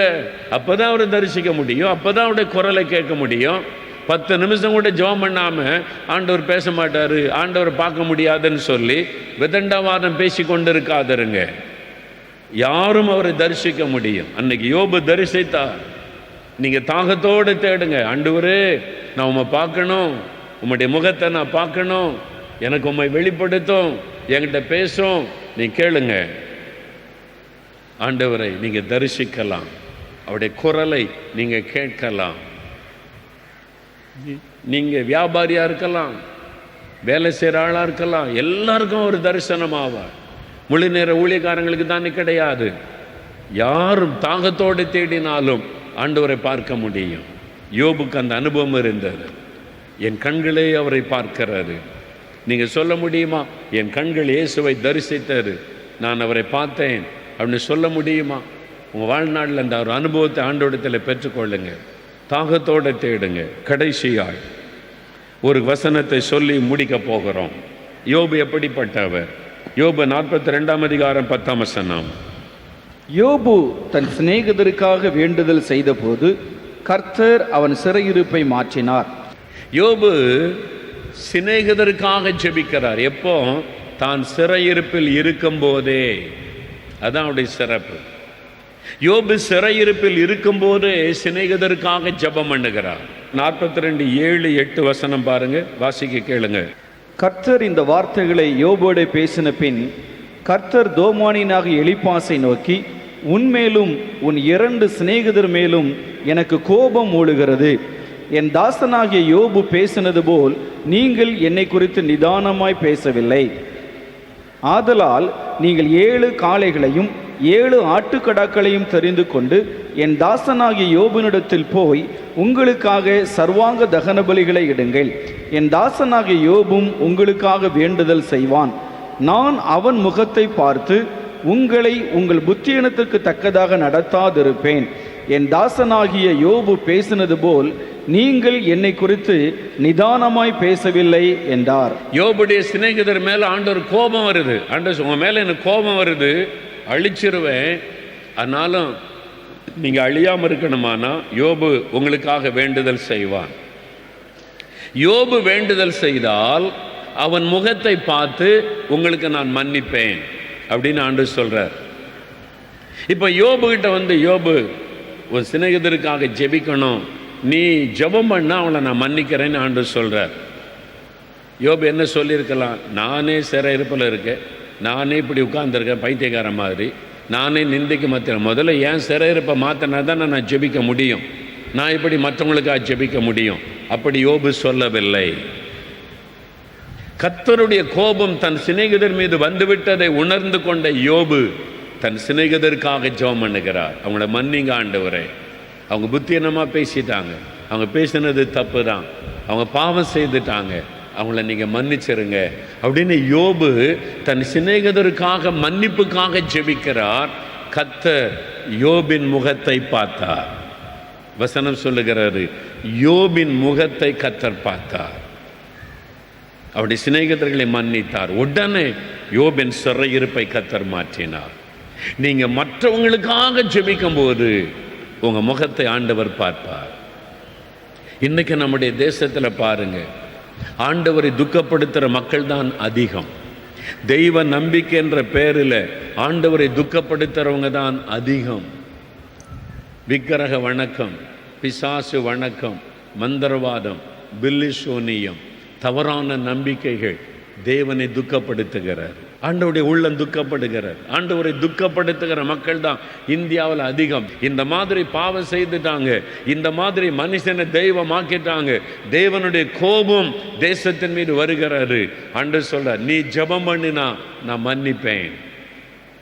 இந்த மக்களுக்காக ஆண்டவரே எங்க ஜனத்தை மன்னிங்க, எங்க ஜனத்தினுடைய அறியாமையை மன்னிங்க, அவனுடைய விக்கிரக வணக்கம், மனுஷ வணக்கம், பாவங்களை நீங்க மன்னிங்க, நான் உங்களுக்காக பரிந்து பேசுறேன்னு சொல்லி நீ உங்க தேவைக்கு மத்தியில், வியாதிக்கு மத்தியில், பிரச்சனைக்கு மத்தியில் மற்றவங்களுக்காக நீங்க பரிந்து பேசி ஜெபிச்சிங்கன்னா ஆண்டவர் உங்க சிறையிருப்பை மாற்றி உங்களை 2 மடங்கு ஆசீர்வதிப்பார். யோபு அப்படி இருந்தார். இன்றைக்கு உங்க சிறையிருப்பை மாறி 2 மடங்கு ஆசீர்வாதம் உண்டாக போகிறார். விசுவாசிக்கிறீங்களா? இன்றைக்கு அது எப்படின்னு நான் சொல்லித்தரேன். எழுந்து நில்லுங்க, எல்லாரும் எழுந்துன்னு இருக்கலாம், எல்லாரும் ஜெபத்தோடு எழுந்து சீக்கிரமாக எழுந்து நில்லுங்க. ஆண்டவரிடத்தில் சொல்லுங்க, ஆண்டவரே நான் உமக்கு பிரியமான ஒரு வாழ்க்கை வாழணும். எல்லாரும் கண்களை மூடி இருதயத்தில் கை வைங்க. யோபு மாதிரி உமக்கு பிரியமான ஒரு வாழ்க்கை நான் வாழணும், உம்மால் சாட்சி பெற்ற ஒரு வாழ்க்கை வாழணும். இயேசுவே, யோபு மாதிரி உமக்கு பிரியமான ஒரு வாழ்க்கை நான் வாழணும், சாட்சி உள்ள ஒரு வாழ்க்கை வாழணும். அதுக்காக என்னை ஒப்பு கொடுக்கிறேன். உம்மை வருத்தப்படுத்தின ஏதாவது காரியம் இருந்தால் என்னை மன்னியும். உம்மை துக்கப்படுத்துகிற ஏதாவது பாவம் இருந்தால் என்னை மன்னியும். உமக்கு பிரியமான வாழ்க்கை வாழ என்னை ஒப்பு கொடுக்கிறேன். யோபு மாதிரி சாட்சியாய் வாழ ஒப்பு கொடுக்கிறேன். இனிமேல் நான் முறுமுறுக்க மாட்டேன். இனிமேல் நான் முறுமுறுப்பான வார்த்தைகளை பேச மாட்டேன். இனிமேல் உம்மை குறை சொல்லி பேச மாட்டேன். இனிமேல் எல்லாவற்றிற்கும் ஸ்தோத்திரம் சொல்லுவேன். ஆண்டவரே, வெற்றி வந்தாலும் ஸ்தோத்திரம், தோல்வி வந்தாலும் ஸ்தோத்திரம், லாபம் வந்தாலும் ஸ்தோத்திரம், நஷ்டம் வந்தாலும் ஸ்தோத்திரம், உயர்வு வந்தாலும் ஸ்தோத்திரம், தாழ்வு வந்தாலும் ஸ்தோத்திரம், என்ன நடந்தாலும் என் கர்த்தருக்கு ஸ்தோத்திரம் என்று சொல்லுவேன். இனி நான் முறுமுறுக்க மாட்டேன் ஆண்டவரே, உம்மை குறை சொல்ல மாட்டேன் ஆண்டவரே, உம்மை கேள்வி கேட்க மாட்டேன் ஆண்டவரே. சொல்லுங்க சொல்லுங்க ஆண்டவரிடத்தில், நான் எல்லாவற்றிலும் உம்மை ஸ்தோத்திரம் பண்ணுவேன். அடுத்தது உபத்திரவத்தில் நான் பொறுமையா இருப்பேன். இனி உபத்திரவத்தில் அவசரப்பட மாட்டேன். உபத்திரவத்தை நான் சகிப்பேன். குடும்பத்துக்குள்ள, வீட்டுக்குள்ள, வேலை செய்கிற இடத்துல என்ன உபத்திரவம் தான் நான் சகிப்பேன். இருதயத்தில் கை வைங்க, இருதயத்தில் கை வைங்க. இயேசுவே, என் வாழ்க்கையில் என்ன உபத்திரம் வந்தாலும் அதை நான் சகித்து கொள்ளுவேன். என் வீட்டுக்குள்ள, வேலை செய்கிற இடத்துல, வசிக்கிற இடத்துல என்ன பாடுகள், நிந்தைகள், நெருக்கங்கள், அவமானங்கள் வந்தாலும் நான் அதை சகித்து கொள்ளுவேன். நான் எதிர்த்து பேச மாட்டேன், சண்டை போட மாட்டேன், சாட்சியை கெடுத்து கொள்ள மாட்டேன். இனி பொறுமையாயிருப்பேன் ஆண்டவரே. உபத்திரவத்திலே பொறுமையாயிருக்க எனக்கு கிருபை தாரும். சொல்லுங்க சொல்லுங்க ஆண்டவரிடத்தில் ஒரு நிமிடம் நீங்களே சொல்லுங்க. இருப்பேன். அடுத்தது, ஆண்டவரை நாம தரிசிக்கணும். நான் விசுவாசிக்கிறேன், நான் விசுவாசிக்கிறேன், நான் உம்மை தரிசிப்பேன் என்று விசுவாசிக்கிறேன். முழு இருதயத்தோடு நான் உம்மை தேடணும். எனக்கு இந்த ஆவிக்குரிய அனுபவம் வேணும். உம்மை தரிசிக்கிற அனுபவம் எனக்கு வேணும். நான் உம்மை தரிசிப்பேன் என்று விசுவாசிக்கிறேன். உம்முடைய குரலை நான் கேட்கணும் ஆண்டவரே, எனக்கு அந்த அனுபவத்தை தாருன்னு கேளுங்க. ஆமென். ஏதோ ஒரு சிறையிருப்பு, வியாதி, பயம், கடன் பிரச்சனை, நஷ்டம், அவமானம், இழப்புகள், நிந்தைகள், இது மாதிரி ஒரு சிறையிருப்பில் இருக்கிறீங்க. ஏதோ ஒரு சிறையிருப்பு இருக்குது. பண தேவை, வறுமை, ஏதோ ஒரு சிறையிருப்பு, அதுலேருந்து எனக்கு விடுதலை வேணும் அப்படி சொல்கிறவங்க கரம் வைத்தங்க. என் வாழ்க்கையில் ஒரு சிறையிருப்பு இருக்குது, அந்த சிறையிருப்பை மாறணும், எனக்கு அதுலேருந்து ஒரு விடுதலை வேணும் இன்னைக்கு. அப்படி யோபு சிறையிருப்பை மாறிச்சில்ல, என் சிறையிருப்பை மாறணுன்றவங்க நல்ல கவனிங்க. அப்படியே யோபு தனக்காக ஜெபம் பண்ணலை, தன் சிநேகிதருக்காக ஜெபித்த போது கர்த்தர் அவனுடைய சிறையிருப்பை மாற்றினார். உடனே வியாதி மறைந்து விட்டார், உடனே பருக்கள் மறைந்து விட்டார், உடனே சரீரத்தில் சுகம் வந்து விட்டார், கட்டுகள் அறுக்கப்பட்டு விட்டார். இப்போ நம்ம ஒன்று செய்ய போகிறோம், யோபு மாதிரி மற்றவங்களுக்காக ஜெபிக்க போகிறோம். முக்கியமாக நம்முடைய தமிழ்நாட்டு மக்கள், தமிழ்நாட்டை கண் முன்னால் நிறுத்துங்க. கோடிக்கணக்கான மக்கள் பாருங்க, ஒரு தெய்வம் அல்லாததை தெய்வம்னு வணங்குறாங்க, மனிதனை தெய்வமாக வணங்குறாங்க, செத்து போன மனிதனை விழுந்து விழுந்து கும்பிடுறாங்க. அதெல்லாம் அவங்களுடைய அறியாமை. ஆண்டவருக்கு கோபம் வருது. இவங்க என்ன இப்படி மனுஷனை போய் வணங்குறாங்க, மிருகத்தை போய் வணங்குறாங்க, இதெல்லாம் தெய்வம்னு வணங்குறாங்க, மெய்யான தெய்வத்தை மறந்துட்டாங்கன்னு சொல்லி ஆண்டவர் கோபத்தோடு இருக்கிறார். அது இல்லாமல் குடி, விபச்சாரம், வேசித்தனம். இப்போ ஆண்டவரை பார்த்து சொல்ல போகிற, என் ஜனத்தை மன்னியும். நீங்கள் ஜெபிக்கும் போதே உங்களுடைய சரீரத்தில் விடுதலை உண்டாகும். நீங்கள் ஜெபிக்கும் போது நோய்கள் மாறும். நீங்கள் ஜெபிக்கும் போது கட்டுகள் அறுக்கப்படும். நீங்கள் ஜெபிக்கும் போது விடுதலை உங்களுக்கு உண்டாகும். நீங்கள் ஜெபிக்கும் போது சரீரத்தில் இருக்கிற நோய்கள் மறையும். நடக்க முடியாதவங்க எழும்பி நடப்பீங்க. கண் தெரியாதவங்களுக்கு கண் பார்வை வரும். சரீரத்தில் வலிகள் மாறும். நீங்கள் அதை பார்க்க போறீங்க. ஒரு 5 நிமிடம் கரம் உயர்த்தி மற்றவர்களுக்காக ஜெபம் பண்ணுங்க, மற்றவங்களுக்காக ஜெபம் பண்ணுங்க. ஆண்டவரே, என் தமிழ்நாட்டில் இருக்கிற 7.5 கோடி ஆத்துமாக்களுக்காக ஜெபிக்கிறேன், ஆத்துமாக்களுக்காக ஜெபிக்கிறேன். அவர் உம்மை கோபப்படுத்துகிற இந்த பாவத்தை மன்னியும், சிலை வணக்கத்தை மன்னியும், விக்கிரக வணக்கத்தை மன்னியும், மனுஷீக வணக்கத்தை மன்னியும். ஆண்டவரே மன்னியும். ஆண்டவரே, உமக்கு விரோதமாய் பேசுகிற பாவத்தை மன்னியும். ஆண்டவரே, ஆண்டவரே, மனுஷனை தெய்வமாய் வணங்குகிற பாவத்தை மன்னியும். என் மக்களுடைய பாவம் மன்னிக்கப்பட நான் ஜெபிக்கிறேன். அவருடைய மன்னிப்புக்காக நான் ஜெபிக்கிறேன். ஆண்டவரே, என் ஜனத்திற்கு இறங்கும். அவருடைய அக்கிரமங்களை மன்னியும், மீறுதல்களை மன்னியும். மன்னிப்புக்காக நான் ஜெபிக்கிறேன், ஜெபிக்கிறேன், ஜெபிக்கிறேன். ஆண்டவரே, அவர்களுக்காக நான் ஜெபிக்கிறேன். அவர்களை நீர் மன்னிக்க வேண்டும் என்று மன்றாடுகிறேன். நீங்க ஜெபிக்கும் போதே வல்லமை இறங்கி கொண்டிருக்கிறது. நீங்க ஜெபிக்கும் போதே ஆவியானவர் இறங்கி கொண்டிருக்கிறார். நீங்கள் ஜெபிக்கும் போதே கட்டுகள் அறுக்கப்பட்டு கொண்டிருக்கிறது. நீங்கள் ஜெபிக்கும் போதே நோய்கள் மறைந்து கொண்டிருக்கிறது. சிறையிருப்புகள் மாறிக்கொண்டிருக்கிறது. ஜீசஸ், ஜீசஸ், எங்கள் ஜனத்தின் பாவங்களை மன்னியும், விக்கிரக வணக்கத்தின் பாவத்தை மன்னியும், மனுஷ வணக்க பாவத்தை மன்னியும், உம்மை கோபப்படுத்துகிற பாவத்தை மன்னியும்.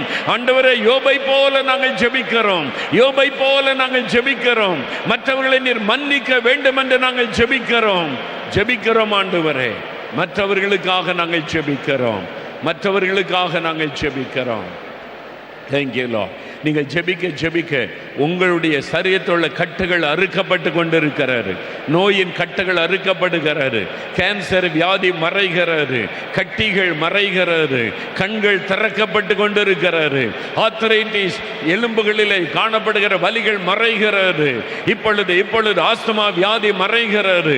சிறுநீரகத்திலே சுகம் உண்டாகிறது. சிறையிருப்புகள் மாறுகிறது இயேசுவின் நாமத்தில். சிறையிருப்புகள் மாறுகிறது இயேசுவின் நாமத்தில். சிறையிருப்புகள் மாறுகிறது இயேசுவின் நாமத்தில். சிறையிருப்புகள் மாறுகிறது. கட்டுகள் அறுக்கப்பட்டு கொண்டிருக்கிறது. இதுல ஒரு கட்டி இருந்தது. இப்ப 3 நாளா விறுவிறுன்னு பிடிச்சி கரண்ட் சாக்கு அடிச்ச மாதிரி இந்த சைடு ஃபுல்லா இருந்துச்சு. எல்லாமே அந்த வலி இருந்தது. இப்போ இல்ல. கரண்ட் சாக்கு அடிச்ச மாதிரி சரசரன்னு இருந்ததுங்க. ஒரு பெருங்கால் பிடிச்ச மாதிரி இருந்துச்சு. ஒரு வல்லம் அப்படி இறங்கிச்சு. ஆமா, இறங்கிச்சு. பாதி உடல்ல இருந்தா விளையாடி. இப்ப இல்ல, அந்த கட்டி இல்ல. கட்டி இல்ல. நேத்து கூட இவ்வளவு தண்டி இருந்தது. நேற்று கூட இவ்வளவு தண்டி கட்டி இருந்தது, இன்னைக்கு இல்ல. கட்டி ஆண்டவர் மறைய பண்ணிட்டார். அல்லேலூயா சொல்லுங்க. ஜெயபால். ஜெயப்பா, என்ன பிரச்சனை? ஹார்ட்ல லங்ஸ்ல கொஞ்சம் பிரச்சனை இருந்தது. அது கொஞ்ச நாள் நமக்கு படபடன்னு அப்படியே இழுத்துக்கிட்டு ஒரு மாதிரியா பிரச்சனைனால ரொம்ப படபடப்பா இருந்துக்கிட்டு ஒரு மாதிரியாவே கறக்கமும் இருந்துச்சு. அதை நான் இப்போ ஜெபிக்கும் போது அதை என்னை விட்டு விலகுனது நல்லா தெரிஞ்சுக்கிட்டேன். யாருக்காக ஜெபிச்சீங்க? நான் மற்றவங்களுக்காக மற்றவங்களுக்காக ஜெபிக்கும் போது உங்களை விட்டு அது ஏதோ ஒன்று விலைக்கு போச்சு.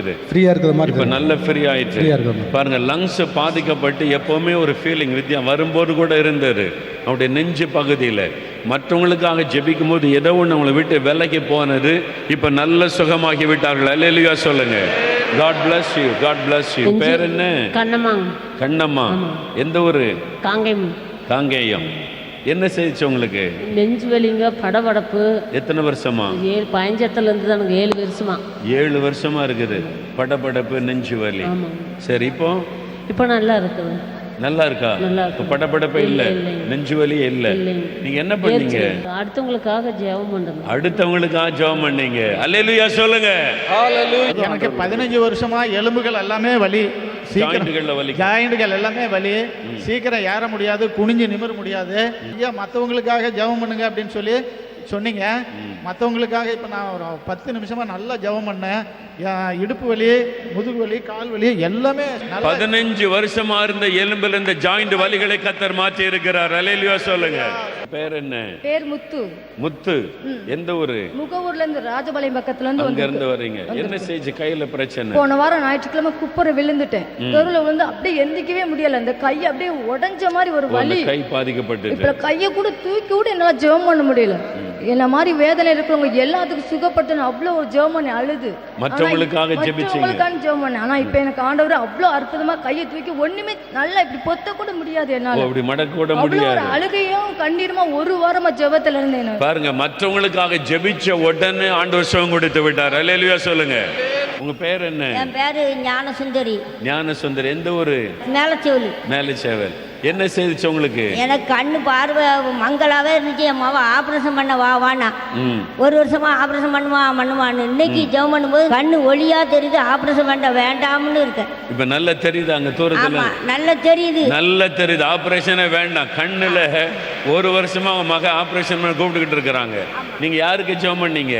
நான் எல்லாத்துக்காகவும் ஜெபம் பண்ணுவேன். எல்லாத்துக்காக ஜெபிச்சீங்க. உங்க கண்ணு ஆண்டவர் சுகமாக்கிட்டார். ஆமா. ஆமென். God bless you. எனக்கு 5 வருஷமாக பிசாசு உள்ளே இருந்துச்சு. நாங்கள் எவ்வளவோ இந்து கோயிலுக்கு போய் லட்சக்கணக்கில் பணம் செலவழித்து ஒன்றுமே சரியாகலை. ஆனால் நான் இப்போ அடுத்தவங்களுக்காண்டி ஜெபம் பண்ணேன். ஒரு 10 நிமிஷமாக கத்தி உருண்டு பிறண்டு அந்த ஆவியானது என் உடம்புக்குள்ளேருந்து எந்திரிச்சு போகதை நான் உணர்ந்தேன். இது எவ்வளவோ எனக்கு பெரிய சந்தோஷம். என் மனசு 5 வருஷமாக என்கிட்ட இல்லை. ஒவ்வொரு நொடியும் நான் செத்து துடிச்சுக்கிட்டு இருந்தேன். ஆனால் இன்னைக்கு எனக்கு அல்லேலூயா. ஹalleluya. உங்க பேர் என்ன? என் பேர் மாரித்துறை. இயேசு ஒருவனே தேவன், இயேசுவே கடவுள். உங்க பேர் என்ன? பேர் மாரித்துறை. என் பேர் மரிய சூசை. மரிய சூசை. எந்த ஊரு? சீதைக்குறிச்சி, மானூர் பக்கம். என்ன செய்திச்சு உங்களுக்கு? எனக்கு ஒரு 2 இயர்ஸாக பேக் பெயின் இருந்தது. 2 வருஷமா முதுகு தண்டில் வலிக்கும். அதாவது அது டெய்லி வலிக்காது, எப்போவாது தான் வரும். இப்போ என்ன நடந்துச்சு? இப்போ நான் காலையிலே ஏசப்பாட்ட சொன்னேன். ஏசப்பா, அன்னைக்கு யோபு தன்னுடைய நண்பர்களுக்காக ஜெபிச்ச போது அவனுடைய சிறையிருப்பு மாறிச்சு. உமக்கு சித்தம் இருந்தால் இந்த வார்த்தை அங்கே எந்த ஊழியக்காரங்க மெசேஜ் கொடுக்குறாங்களோ அவங்க வாயிலிருந்து புறப்பட்டு வரணும் அப்படின்னு வரும்போது நேற்றுக்கு சாயந்தரம் எனக்கு அப்படி ஒரு பெயின் இருந்தது. அப்போ போல மெடிக்கல் எவ்வளோ அற்புதமானவர் பாருங்க. அவர் வீட்டிலேருந்து வரும்போது அப்படி ஜெபிச்சுட்டு வந்தாராம். யோபு தன் சிநேகிதருக்காக வேண்டுதல் செய்த போது சிறையிருப்பை மாற்றினார். அந்த வசனத்தை அந்த ஊழியக்காரங்க சொல்லி பிரசங்கம் பண்ணணும்னு அதே வசனத்தை ஆண்டவர் பேசியிருக்கிறார் பாருங்க. இப்போ என்ன, நீங்கள் ஜெபிக்கும் பொழுது இப்போ நார்மல் ஆகிவிட்டது. முதுகு தண்டில் இருக்கிற வலி போய் நார்மல் ஆகிவிட்டது. அல்லேலூயா. God bless you brother. என் பேர் அருள் ஜோதிங்க. அருள் ஜோதி. ஓகே. கண்ணில் என்ன பிரச்சனை? இந்த கண்ணுங்க சோளத்தட்டுப்பட்டது தாங்க. சோளத்தட்டப்பட்டுச்சு. அதனால பார்வை தெளிவில்லையா? இல்லைங்க, அப்படி இல்லைங்க. அதுல இருந்து மங்களாவே இருந்ததுங்க. நான் ஆஸ்பத்திரியும் போகல. எந்த கண்ணு? இந்த கண்ணு தாங்க. இந்த ஒரு கண்ணு மங்களாவே தான் இருக்கும். நீங்க மேடையில இருந்து ஜெபம் பண்றீங்க, நான் உட்கார்ந்து இருக்கிற உங்க முகம் நல்லாவே தெரியல. இப்போ நல்லா தெரியுது. இப்போ நல்லா இந்த கண்ணை மூடிக்கிடுங்க. இப்ப தெரியுதா? முகம் நல்லா தெரியுது. தெரியுறாங்களா? 2 வருஷமா இந்த கண்ணு தெரியாது, கர்த்தர் தெரிய வச்சிருக்கிறார். அல்லேலூயா. என்னுடைய பேர் சோனி. எனக்கு 2 மாசமா கைவலி ரொம்ப இருந்துச்சு. எக்ஸாம் கூட எழுத முடியாது, 1 hour கூட எழுத முடியாமல் கைவலியில் அப்படி வலிச்சுது. ஆனால் யாராச்சும் கையை லைட்டாக பிடிச்சாலே வலிக்கும். இப்போ இங்கே மற்றவங்களுக்காக ப்ரேயர் பண்ண ஏசப்பா கிட்ட. ஆனால் இப்போ எனக்கு கைவலி யார் இப்படி சாதாரணமாக கூட ஈஸியாக அசைக்க, எனக்கு கைவலி சுத்தமாக இல்லை. நரம்பு அப்படி பிடிச்சி இழுக்கும். எனக்கு இப்போ ஒரு வலி கூட இல்லை. எல்லாமே நான் பறந்து போயிட்டு ஏசப்பாவுக்கு சோஸ்திரம். ஆமென். அல்லேலூயா சொல்லுங்க. அல்லேலூயா. பறந்து போயிடுச்சு. நீங்கள் பெற்ற ஆசீர்வாதங்களையும் ஜெப விண்ணப்பங்களையும் எங்களுக்கு மறவாமல் எழுதுங்கள். நீங்கள் தொடர்பு கொள்ள வேண்டிய முகவரி: இயேசு விடுவிக்கிறார், 4 மாவடி 628211, தூத்துக்குடி மாவட்டம். தொலைபேசி எண் 0463 220022 9942235304. Email info@jesusredeems.com. Our website jesusredeems.com. 24 hours prayer support. 04639 220000.